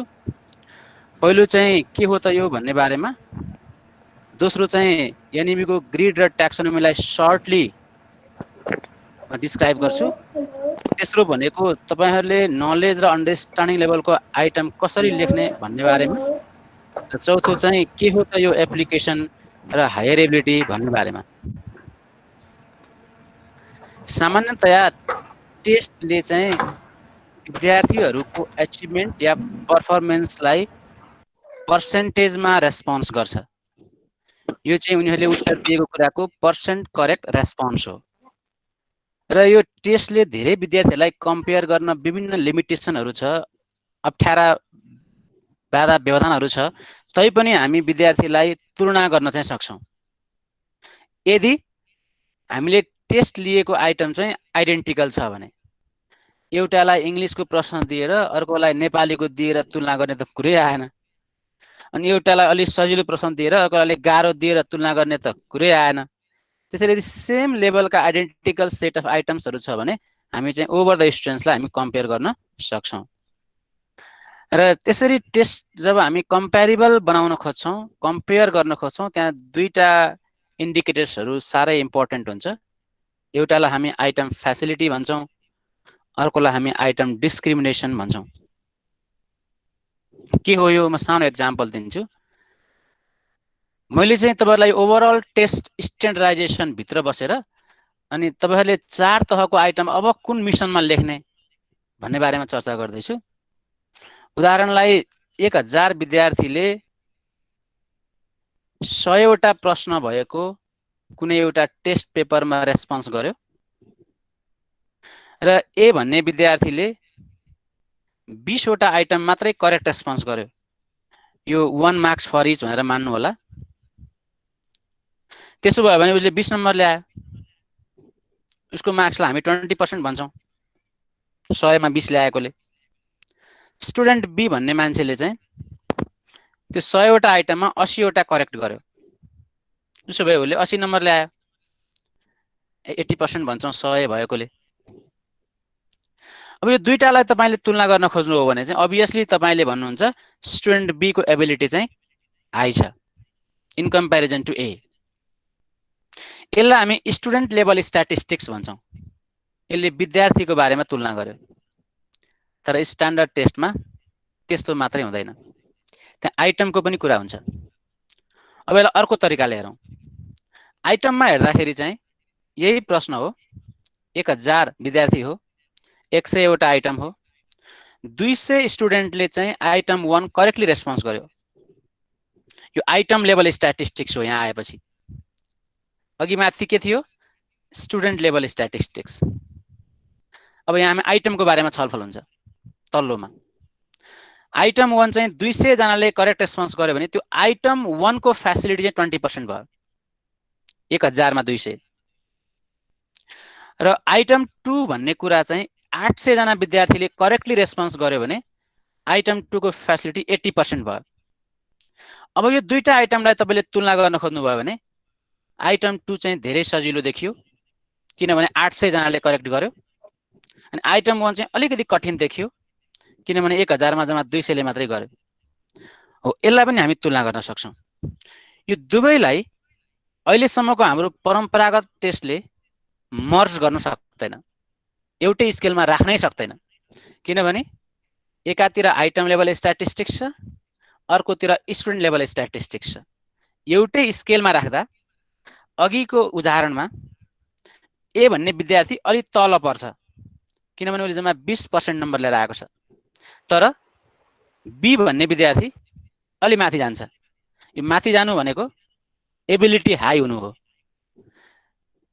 किनभने उसको पर्सेन्ट चाहिँ 80 थियो। त्यसैले यो एबिलिटीको तहमा हामी विद्यार्थीलाई एउटा स्केलमा राख्न सक्छौँ। अब अर्कोतिर अघि मैले देखाएको एक्जाम्पलमा आइटम 1 1000 जना मध्ये जम्मा 200 ले करेक्टली रेस्पोन्स गरेका थिए। त्यो अलि डिफिकल्ट आइटम भयो, अलि माथि छ। तर आइटम 2 1000 मध्ये 800 ले करेक्टली रेस्पोन्स गरेका थिए, त्यो अलि तल छ। यो भनेको धेरै इजी आइटमतिर गयो। यसरी यो स्केलमा चाहिँ आइटमको डिफिकल्टीहरूलाई हामीले तलदेखि माथिसम्म बिस्तारै राखेका छौँ। यो दुईटा कुरालाई जोड्न पर्यो भने अब अहिले हामी सक्दैनौँ। उदाहरणलाई तपाईको विद्यालयमा सबैभन्दा कठिन आइटम एउटा छ 100 नम्बरको प्रश्नमा, अनि एउटा विद्यार्थीले सबैभन्दा बढी नम्बर ल्याएको छ, एकछिनलाई मानुस् 90। सबैभन्दा बढी नम्बर ल्याउने विद्यार्थीले सबैभन्दा कठिन प्रश्न गरेको छ। तपाईँ दावा गर्न सक्नुहुन्छ, क्लेम गर्न सक्नुहुन्छ? अहिले सक्नुहुन्न। यो सबैभन्दा धेरै नम्बर ल्याउने विद्यार्थीले यो छोडेर, सबैभन्दा कठिन चाहिँ छोडेर अरु सहिलो सहिलो नम्बर गरेर पनि 90 ल्याएको हुन सक्छ। र सँगसँगै 80 ल्याउने विद्यार्थी जुन अघि 90 भन्दा कम हो, उसको एबिलिटी तल छ, तर उसले चाहिँ हामीले भनेको सबैभन्दा कठिन आइटम एटेम्प्ट गरेको हुन पनि सक्छ। भन्न खोजेको मैले के हो भनेदेखि सबैभन्दा टाठो विद्यार्थीले सबैभन्दा टफ लेभलको आइटम गरेकै छ भन्ने इन्स्योर चाहिँ अहिलेसम्म हाम्रो थिएन। अब हामीले गर्न खोजेको त्यही हो। अबको स्ट्यान्डर्डाइजेसन प्रोसेसले यो दुईटैलाई जोड्न खोजेको हो। एउटै स्केलमा यो दुवैलाई राख्न खोजेको हो। हामीले दावा गर्न खोजेको हो those who scores high have higher ability। त्यसैले यसलाई हामीले आइटम एनालिसिस गर्छौं। यो दुवै गर्नको लागि त्यो आइटम एनालिसिस चाहिँ सामान्यतया हामी सफ्टवेयरबाट गर्छौं। अनि त्यो सफ्टवेयरले चाहिँ प्रत्येक आइटमको हामीलाई कतिले उत्तर दियो अनि कति फ्यासिलिटी हो र कति त्यसको आइटम रेस्ट कोरिलेसन भनेको डिस्क्रिमिनेसन हो भनेर दिन्छ। यसको आधारमा हामी हरेक आइटमको चित्र तयार पार्छौं। यो चित्रबाट त्यो पर्टिकुलर आइटमको प्रश्नको कर्भ र पुरै लेखाजोखा हुन्छ। उदाहरणको लागि यो चाहिँ एउटा आइटम हो र यो आइटमले एभरेज भन्दा तलको विद्यार्थीहरूलाई धेरै सहयोग गरेको छैन, किनभने यो आइडियल कर्भ हो। यस्तो भयो भने त्यो आइटम एकदम पर्फेक्ट मानिन्छ। तर यो प्रश्नको उत्तर हामीले हेर्यौं भने अलि तल झरेको छ, भनेको यसले कमजोर विद्यार्थीलाई सपोर्ट गरेन, तर अलि जान्ने विद्यार्थीलाई अलि बढी सपोर्ट गर्यो। त्यसैले यो आइटम अलि जान्नेहरूको लागि अलि बढी फेभरेबल भयो, अलि कम जान्ने विद्यार्थीको लागि अलि कम फेभरेबल भयो। यतातिर बढ्दै जानु भनेको विद्यार्थीको एबिलिटी हो, यतातिर बढ्दै जानु भनेको आइटमको फ्यासिलिटी हो। दोस्रो प्रश्न हेर्नुभयो भने यो प्रश्नले चाहिँ अलि कमजोर विद्यार्थीलाई बढी सपोर्ट गरेको छ। भन्न खोजेको के हो भनेदेखि कुनै विद्यार्थीको नम्बर 30 आउनु पर्ने हो भने यस्तो आइटम दिनुभयो भने उसको नम्बर 40 जति आउन सक्छ। तर यसले अलि जान्ने विद्यार्थीलाई सपोर्ट गरेको छैन। भन्न खोजेको अलि जान्ने खाले विद्यार्थीको नम्बर एक्चुअलीमा 50 हुनुपर्ने थियो भने यो आइटम दिनुभयो भने त्यो भन्दा अलि तल हुने सम्भावना छ भन्न खोजे। यो दुवै खाले प्रश्नहरू हाम्रो एनालिसिसबाट रिजेक्ट हुन्छ, किनभने यसले पनि कुनै पर्टिकुलरलाई बढी सपोर्ट गर्यो, अरु कुनै पर्टिकुलरलाई अन्याय गरेको छ। यहाँ पनि त्यस्तै छ। तर यस्तो खाले प्रश्न भयो भने अराउन्ड यो चाहिँ आइडियल कर्भसँग ठ्याक्कै मिल्छ हो। यो प्रश्नले सबैलाई समान रूपमा न्याय गर्यो भन्ने हुन्छ र हामी यस्तो प्रश्नलाई एक्सेप्ट गर्छौँ। यो मोर टेक्निकल छ, यो छोटो समयमा सबै कुरा सम्भव छैन, तर म सर्टली तपाईँलाई बताइरहेको छु। र अन्तिममा हामीसँग एउटा ठुलो चित्र तयार हुन्छ। यो चित्रलाई हामी चाहिँ पपुलेसन भर्सेस आइटम म्याप भन्छौँ। यसमा यो लेफ्टतिरकोले कतिजना मान्छेले यो प्रश्नको जाँच दियो, उत्तर दियो भन्ने हुन्छ र राइटतिर चाहिँ हाम्रो प्रश्नपत्रमा भएका सबै आइटमहरूको डिस्ट्रिब्युसन हुन्छ। तपाईँहरू म्याथको मान्छे भएको हुनाले यस्तो कुरा बुझाउन साह्रै सजिलो पनि हुन्छ। र यो पपुलेसन चाहिँ नर्मल डिस्ट्रिब्युसनमा हुनुपर्छ सामान्यतया। यसको अर्थ तलतिर परेका विद्यार्थी अलिक कम जान्ने अनि बिचतिर भएका अलिक मध्यम वर्गका र जति माथि गयो त्यो बढी जान्ने हुँदै भएको हो।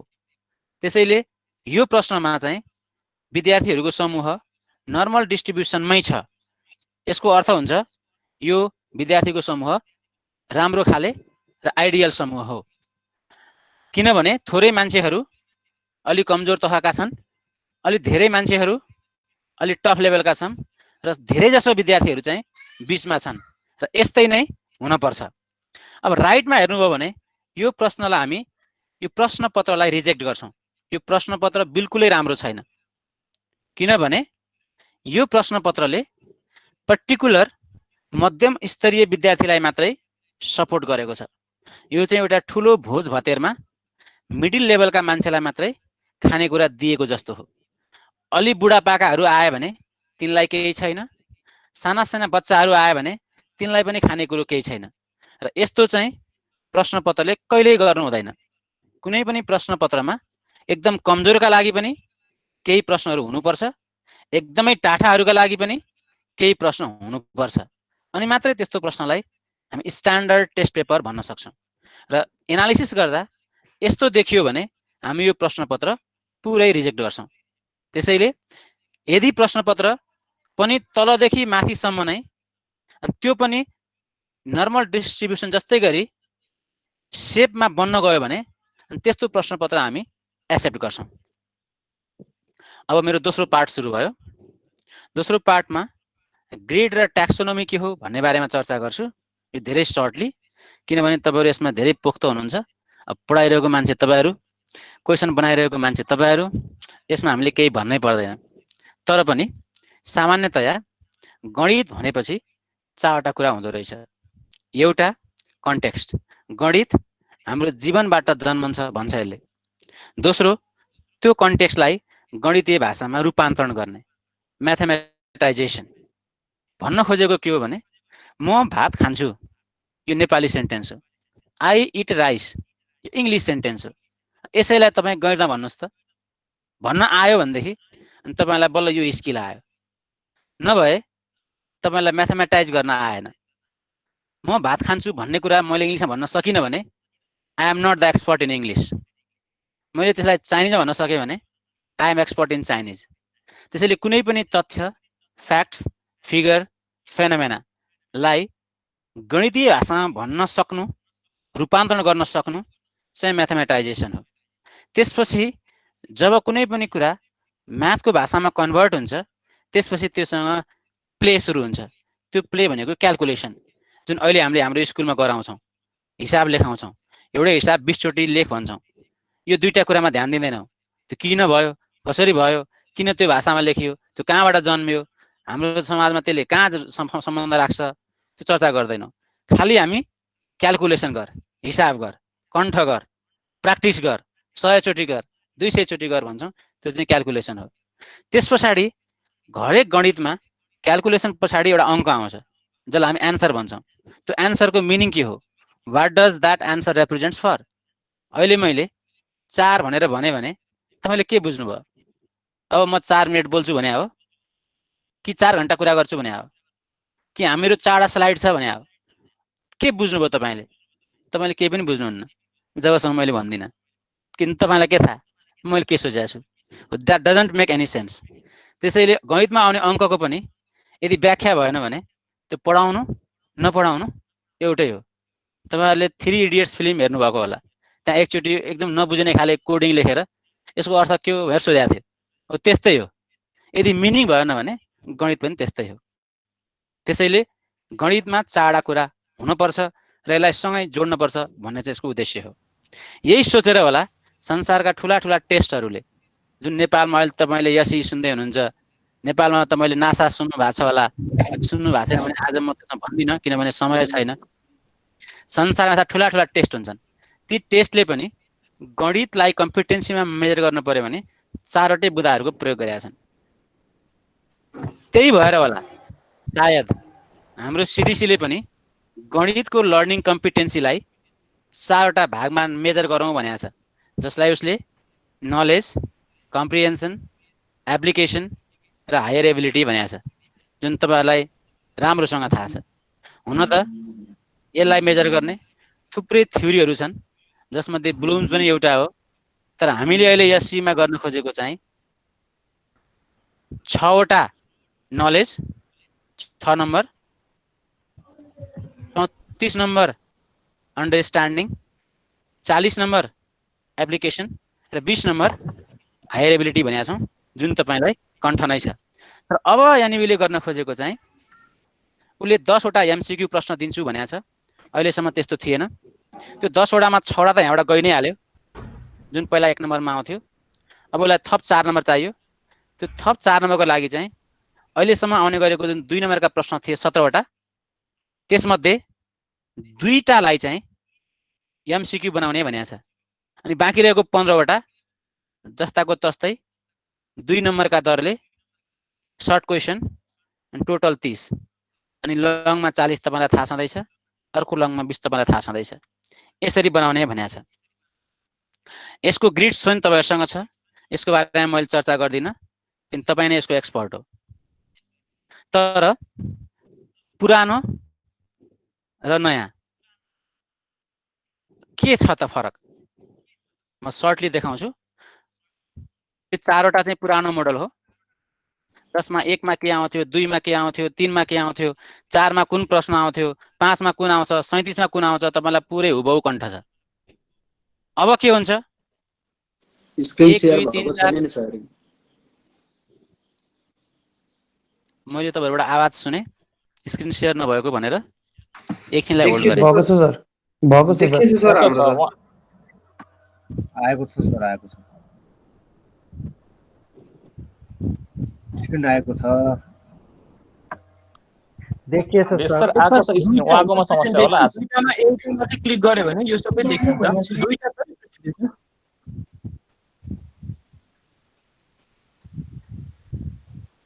कन्टिन्यू गरौँ? यस प्लिज कन्टिन्यू।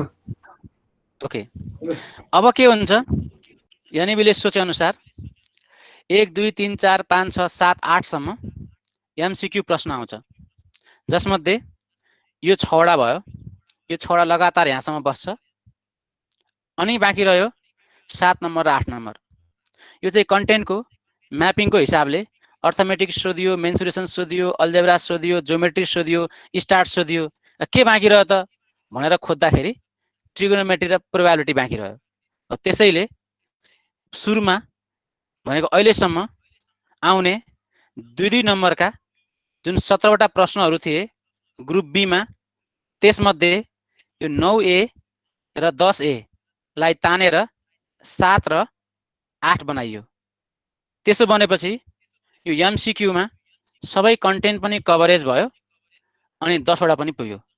यो 9A मा आउने ट्रिगोनोमेट्रीको 2 नम्बरको प्रश्नलाई 7 को आई र डबल आई भनेर 2टा एक एकवटा एमसिक्यू बनाउने भनियो अनि यसको 2 नम्बर भयो।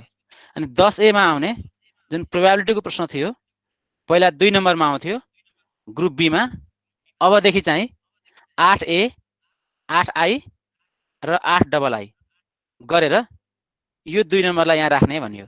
त्यसो गर्दा तपाईहरुसँग अब ग्रुप ए मा 10वटा एमसिक्यू भयो, यसको 10 नम्बर भयो। तर ट्याक्सोनोमीका हिसाबले यो 6वटा चाहिँ नलेज हो र यो 2टा चाहिँ अन्डरस्ट्यान्डिङ हो। र बाँकी रहेको नम्बरलाई क्रमबद्धता अनुसार 9 10 11 12 गर्दै 23 नम्बरसम्म यही प्रश्नहरू नै हुबहु हुनेछन्। त्यसपछि बाँकी रहेका पहिलाका 4 नम्बर प्रश्नहरू क्रमबद्ध अनुसार अब यसरी बस्नेछन् र पहिलाका 5 नम्बर प्रश्न पनि जस्ताका तस्तै हुनेछन्। त्यसैले ट्याक्सोनोमीको हिसाबले र पुरानो ग्रिडको हिसाबले पुरानो तरिका र अहिलेको नयाँ तरिका सामान्यतया खासै फरक छैन। फरक पर्न गएको एउटा मात्रै ठाउँ छ, त्यो भनेको अब एमसीक्यू सोधिन्छ 10 वटा। र आइटम कोडको बारेमा म डिटेलमा भन्दिनँ, सर्टली भन्छु। हाम्रो ग्रिडमा सेटबाट एउटा मात्रै प्रश्न सोध्नु, त्यो पनि 4 नम्बरको भनेको छ।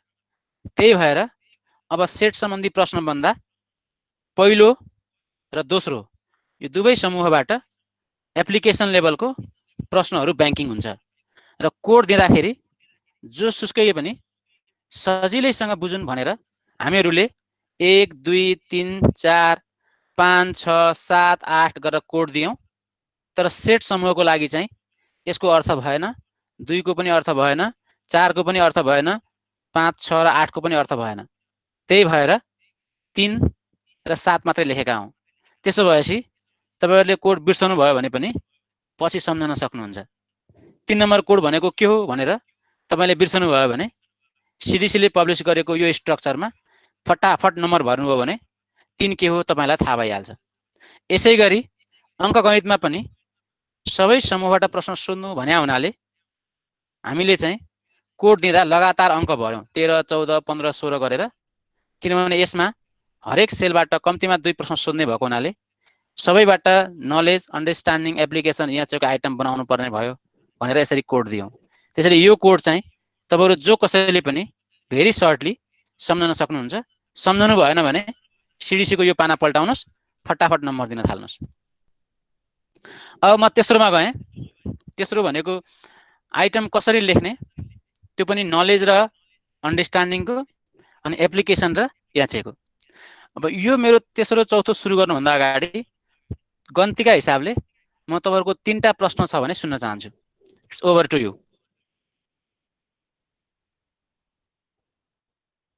केही प्रश्न छ भन्नुस्।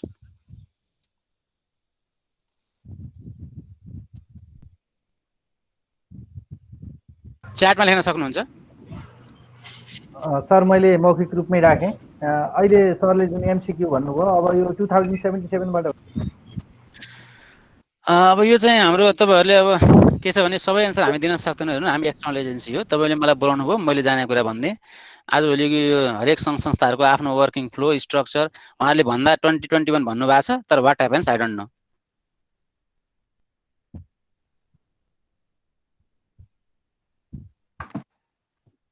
अगाडि नै बढाउ क्या बेत सर?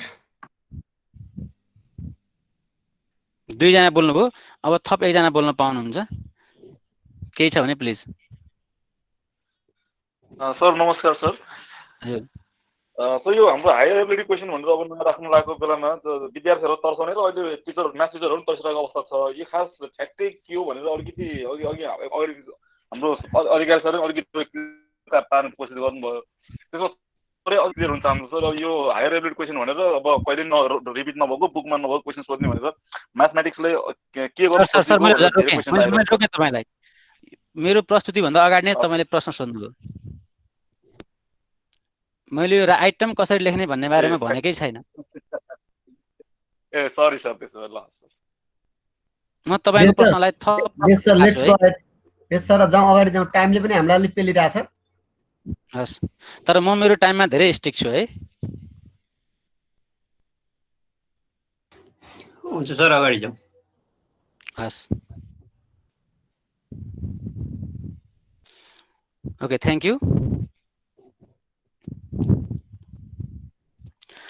अब तेस्रो र चौथो सेसन चाहिँ यो नलेज अनि अन्डरस्ट्यान्डिङ अनि एप्लिकेसन र हायर एबिलिटी के हो, यो किन यसले धेरै तर्सायो भन्ने बारेमा म तपाईलाई थोरै प्रकाश पार्छु। अब यो देश अनि तपाई हामी जस्ता एक्सपर्ट अनि क्वेसन बनाउने मान्छे अनि यो परीक्षा चलाउने संस्था, यो सबै कुरामा यसको अन्डरस्ट्यान्डिङ एउटै पेजमा नभएसम्म धेरै मान्छेले दुःख पाउने रहेछन्। कहाँ गएर कसैले के भनिदिन्छन्, कहाँ गएर कसैले के भनिदिन्छन्, अनि कसैले के बुझ्छ। तर हामीले सोचेको, म चाहिँ यसको कोर टिममा सुरुदेखि नै काम गरेको मान्छे हो। धेरै डकुमेन्ट मैले बनाएको पनि हो, तर पछिल्लो दिनमा म धेरै इन्भल्भ छैन किनभने मेरो आफ्नो व्यस्तताले पनि। तर मैले भन्दा चाहिँ के भनेको थिएँ म त्यो सेयर गर्छु, र मैले भनेको कुरा तपाईँले पर्सनली लिनुपर्छ, मेरो व्यक्तिगत हो भन्नुपर्छ, संस्थाको हो चाहिँ नभन्नु होला। तर यो तालिम दिँदा, यो डकुमेन्ट बनाउँदा, यहीँबाट हामी हिँड्दा हामीले के बुझेका थियौँ अनि कसरी हामीले ओरिएन्ट गऱ्यौँ तपाईहरु जस्तो मान्छेलाई भनेर चाहिँ म भन्छु। सामान्यतया 4 वटा आइटम बिहेभियर मध्ये नलेज भनेको चाहिँ अहिले मेरो डेफिनेसनमा र हामीले अर्कालाई तपाईहरु जस्तालाई भनेको डेफिनेसनमा त्यो चाहिँ कुनै कुरालाई हुबहु कण्ठ गर्नु, कसलाई फिगर, फ्याक्ट्स र फर्मुलालाई। तपाईहरुलाई छोटोमा प्रष्ट बुझाउन म एक्जाम्पल दिन्छु, वरि नहुनुस्। दोस्रो चाहिँ अन्डरस्ट्यान्डिङ भनेको त्यो फर्मुला प्रयोग गरेर एउटा सिम्पल हिसाब गर्न सक्यो भने भेरी सिम्पल, त्यो चाहिँ अन्डरस्ट्यान्डिङ। एप्लिकेसन भनेको हामी थ्योरीमा के हो त्यो चर्चा गर्दैनौँ, थ्योरीले धेरै ठुल्ठुला कुरा गर्छ, तर देशकाल परिस्थिति समय अनि माटो अनि हाम्रो गणित यो सबैलाई ध्यानमा राखेर हामीले एप्लिकेसन आफ्नै तरिकाले बनाउँछौँ। यो भनेको चाहिँ कम्तीमा एक भन्दा बढी फ्याक्ट्स फिगर प्रयोग गरेर दुई वा दुई भन्दा बढी स्टेप लगाएर हिसाब गर्नुपर्ने छ भने त्यो एप्लिकेसन। यसको पनि मैले एक्जाम्पल दिन्छु। अनि यहाँ चाहिँ के हो म एकछिन पछाडि भन्छु। उदाहरणलाई म अलिक क्विक हुन्छु। Which of the following represents volume of a cone? Volume of a cone चाहिँ यो नलेज हो, यहाँ अलिकति गडबड भएको छ।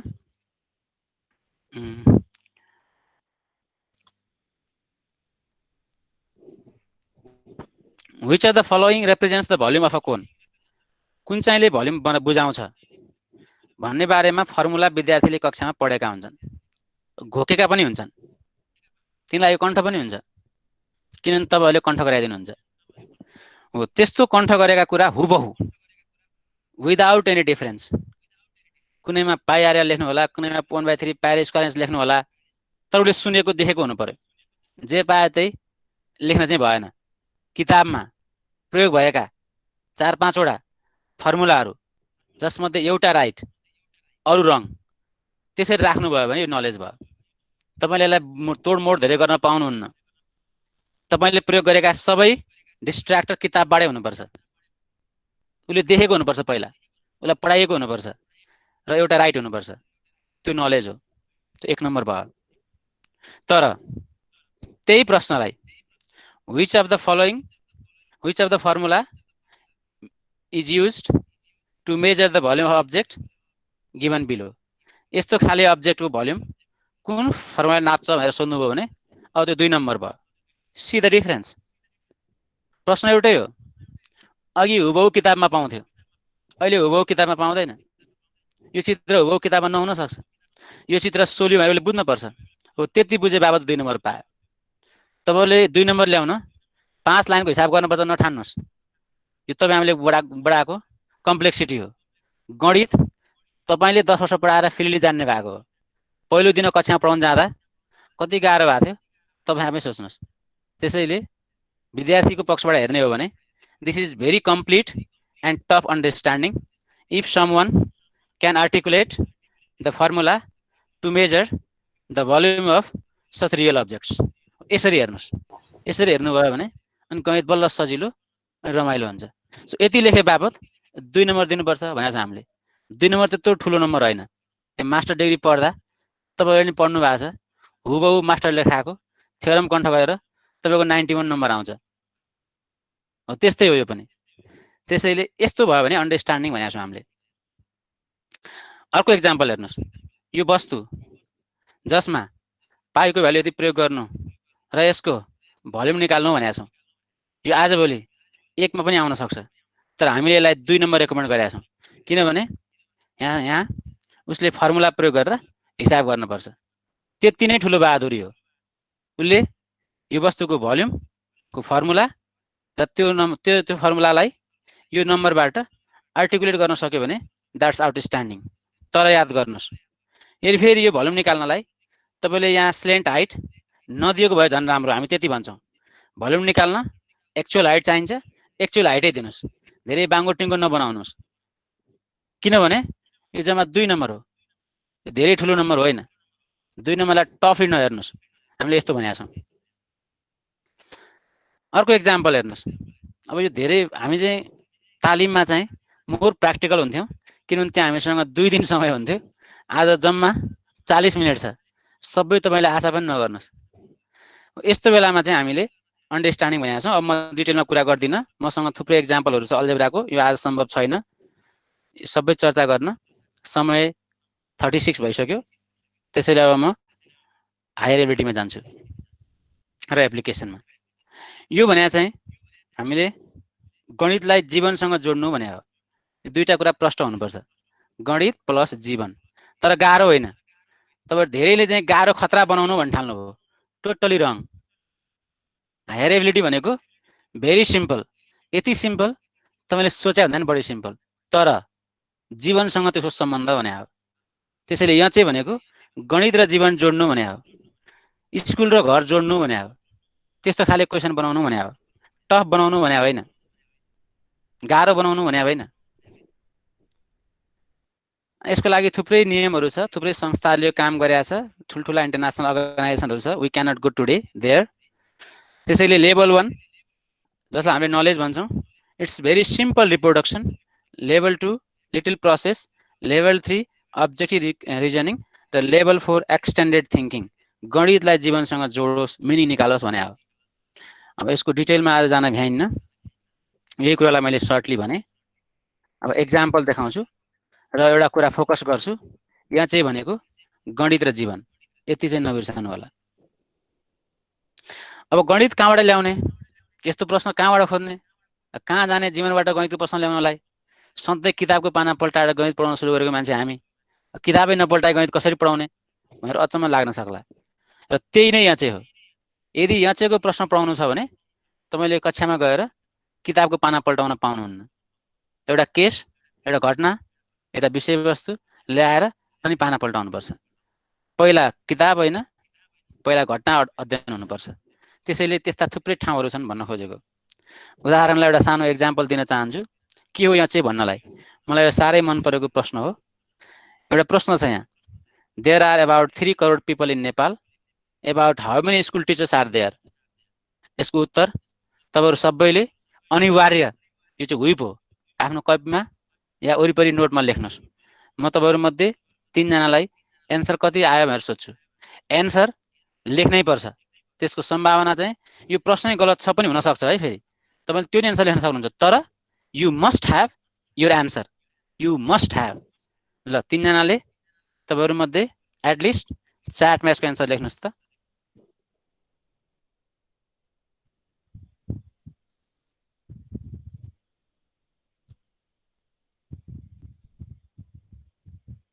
Thank you.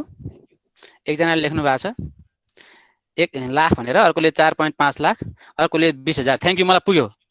अब यति भएपछि सफिसियन्ट भयो, 3-4 जनाले भनिसक्नुभयो। यो 1 लाख भन्ने मान्छेले किन भन्नुभएको मलाई उत्तर दिनुहोस् त। 1 लाख किन भन्नुभएको?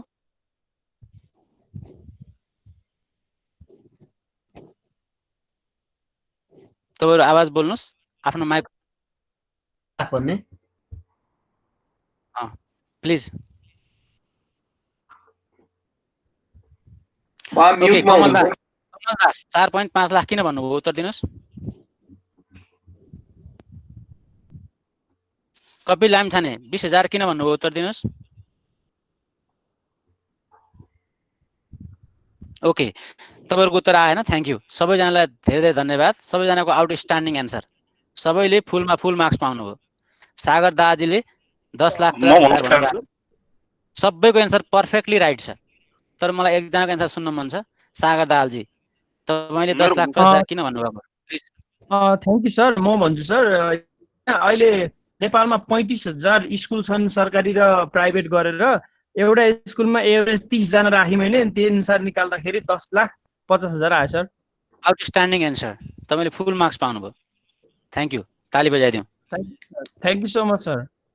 अब यही प्रश्नलाई एउटा 8 कक्षाको विद्यार्थीले, माफ गर्नुहोला तपाईहरुलाई मैले खाली यहाँ चाहिँ के हो बुझाउन खोजेको, यसको अन्यथा अरु कुनै माने अर्थ हुने छैन, त्यही रूपमा लिनु होला।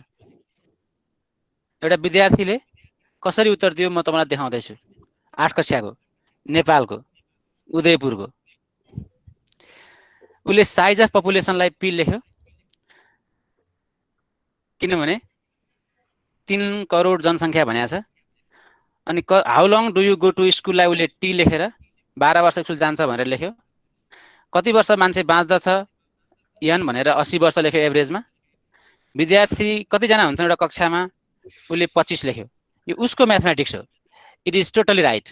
म्याथमेटिक्स सबैको आफ्नो हुन्छ र जुन कुरा हामीले स्वीकार्छौँ त्यो दिनबाट हामी गणितको मान्छे हुन्छौँ। गणितमा एउटा होइन धेरै एन्सर हुन्छ। जुन दिन यो स्वीकार्यौँ त्यो दिनबाट गणितको यहाँ चाहिँ सुरु भयो। जुन दिनसम्म सबैले मेरै एन्सर भन्नुपर्छ भन्छौँ त्यो दिनसम्म यहाँ चाहिँले कहिले पनि स्पेस पाउँदैन। अब उसले के गर्यो यसलाई 3 करोड मध्ये स्कुलमा कति मान्छे हुन्छ भनेर भाग लगायो। टी डिभाइड बाई एन भनेको 3 करोडलाई उसले मोटामोटी एभरेज लाइफ स्प्यान्स भनेको 80 वर्ष मध्ये यो कतिले भाग गर्यो 12 ले भनेको 1/7 आयो।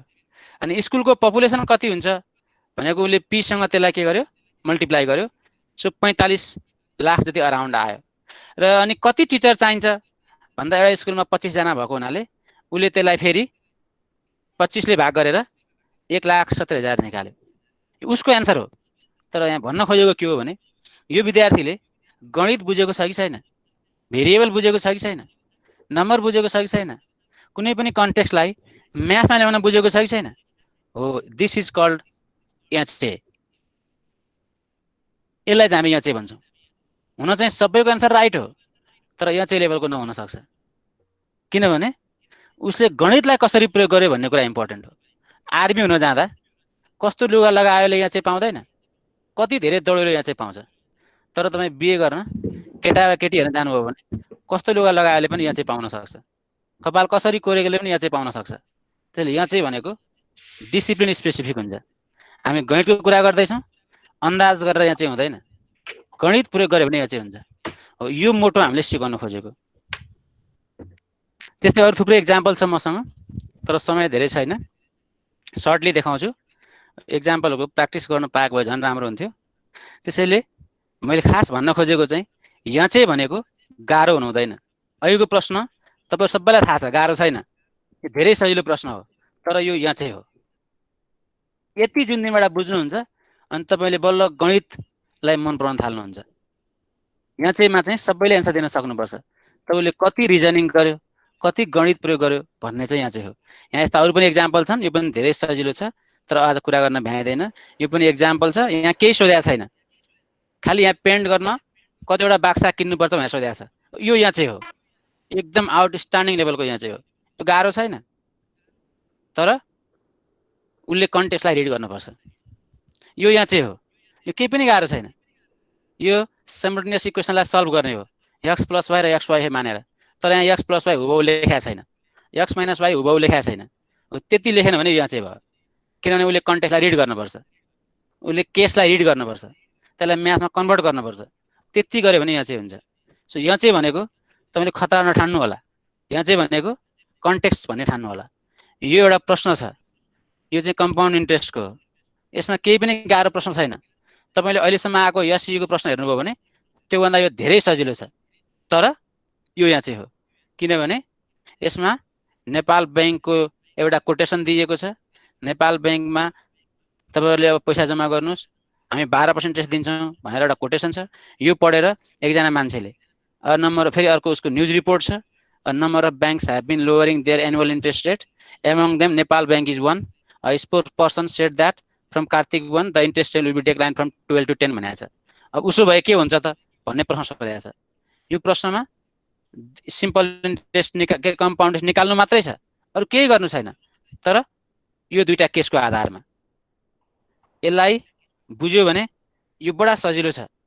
तर यो ध्यान दिएन भने यो उत्तर आउँदैन। हो यसैलाई हामी याचे भन्छौँ। याचे भनेको यो प्रश्नलाई खतरा बनाउनु होइन, यसलाई धेरै सजिलो बनाउनु।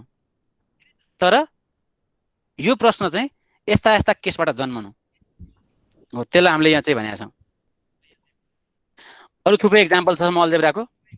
अल्जेब्रामा एउटा प्रश्न बनाएको छु मैले यहाँ चाहिँ के हो भनेर, तपाईँहरू सबै दङ्ग पर्न सक्नुहुन्छ। यहाँ मैले केही पनि सोधेको छैन। Area and dimension in centimetre of a rectangular fields are given. यो रेक्टेङ्गुलर फिल्ड हो, यसको बिचको एरिया हो अनि यसको लेन्थ हो। उसो भए find the rational expression for the total length. यो टोटल लेन्थ निकाला भनेर सोधेको छ। केही पनि गाह्रो छैन, किनभने यसलाई फ्याक्टराइज गर्यो भने लेन्थ र ब्रेथ निस्कन्छ। ब्रेथ यहाँ दिएकै छ अनि 3टा लेन्थ जोड्यो भने टोटल लेन्थ आइहाल्छ। सो म्याथमेटिकली यो जम्मा फ्याक्टराइजेसन मात्रै हो, तर यो यहाँ चाहिँ हो, यो फुल्ली यहाँ चाहिँ हो। किनभने उसले चाहिँ यो फ्याक्टराइज गरेर एउटा डाइमेन्सन सबैको यो भएपछि अर्को मैले जोड्ने भन्ने बुझ्नुपर्छ। त्यति बुझ्यो भने यो यहाँ चाहिँ भयो क्या। यसरी बुझ्नु होला। अर्को पनि मैले एउटा एक्जाम्पल देखाएको छु अल्जेब्राको। रेक्टेङ्गुलर ल्यान्ड इज ट्राइसेक्टेड, 3 टुक्रा पारेको छ, सबैको एरिया दिएको छ। उसो भए यसको लेन्थ निकाल्नु भनेको छ। यो पनि त्यस्तै खाले प्रश्न हो। Mathematically it is not tough, तर by meaning it is tough. ल यति भन्दै मैले मेरो प्रस्तुति अन्त्य गरेँ। It is about 47। It's over to you. केही प्रश्न छ भने च्याटमा लेख्नुहोस्।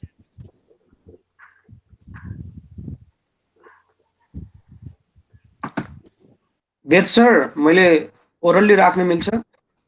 मजाले हजुर।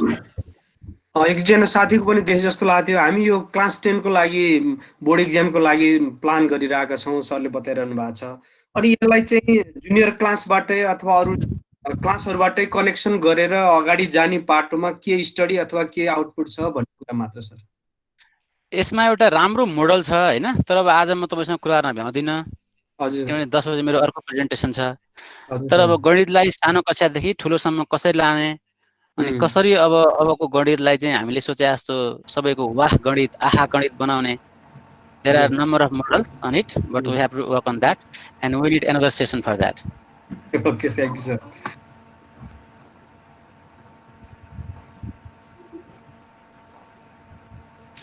तपाईहरुले सबैलाई धन्यवाद। अब थ्यांक यू भन्नुभएको छ। प्रश्न छ भने लेखिदिनुस्, किनभने हामीसँग टाइम धेरै कम छ। सर हजुरको यो यसको रेकर्ड चाहिँ पाइँदैन सर। रेकर्ड तपाईहरुले गर्नु भएको छ होला त्यहाँ, मैले चाहिँ गरेको छैन। सर म्याडमहरु आवश्यक छ सर। सर म्याडमहरु यो तपाईहरुको रेकर्ड हामीले तपाईहरुले फर्म भर्नु भएको फर्ममा भएको इमेल एड्रेसमा हामी तपाईहरुलाई रिडेबल्ली फाइल बनाएर चाहिँ शेयर गरिदिने छौं। त्यही जानकारी व्यक्त गरे। हस्, धन्यवाद सर। सर एउटा सानो प्रश्न रेकर्ड गर्नु भयो राम्रो सर एउटा पनि यो क्वेशन बनाउँदा नेपालीमा जस्तो 1 2 नम्बर जसरी नेपालीमा लेखेर आउँछ नि, त्यो टाइपिङको मिस्टेक हो या यो यसरी नै गाइड भइरहेछ सर? यो यस्तो छ सर, अब यो नेपालको अब धेरै कुरा छ सर, यसमा म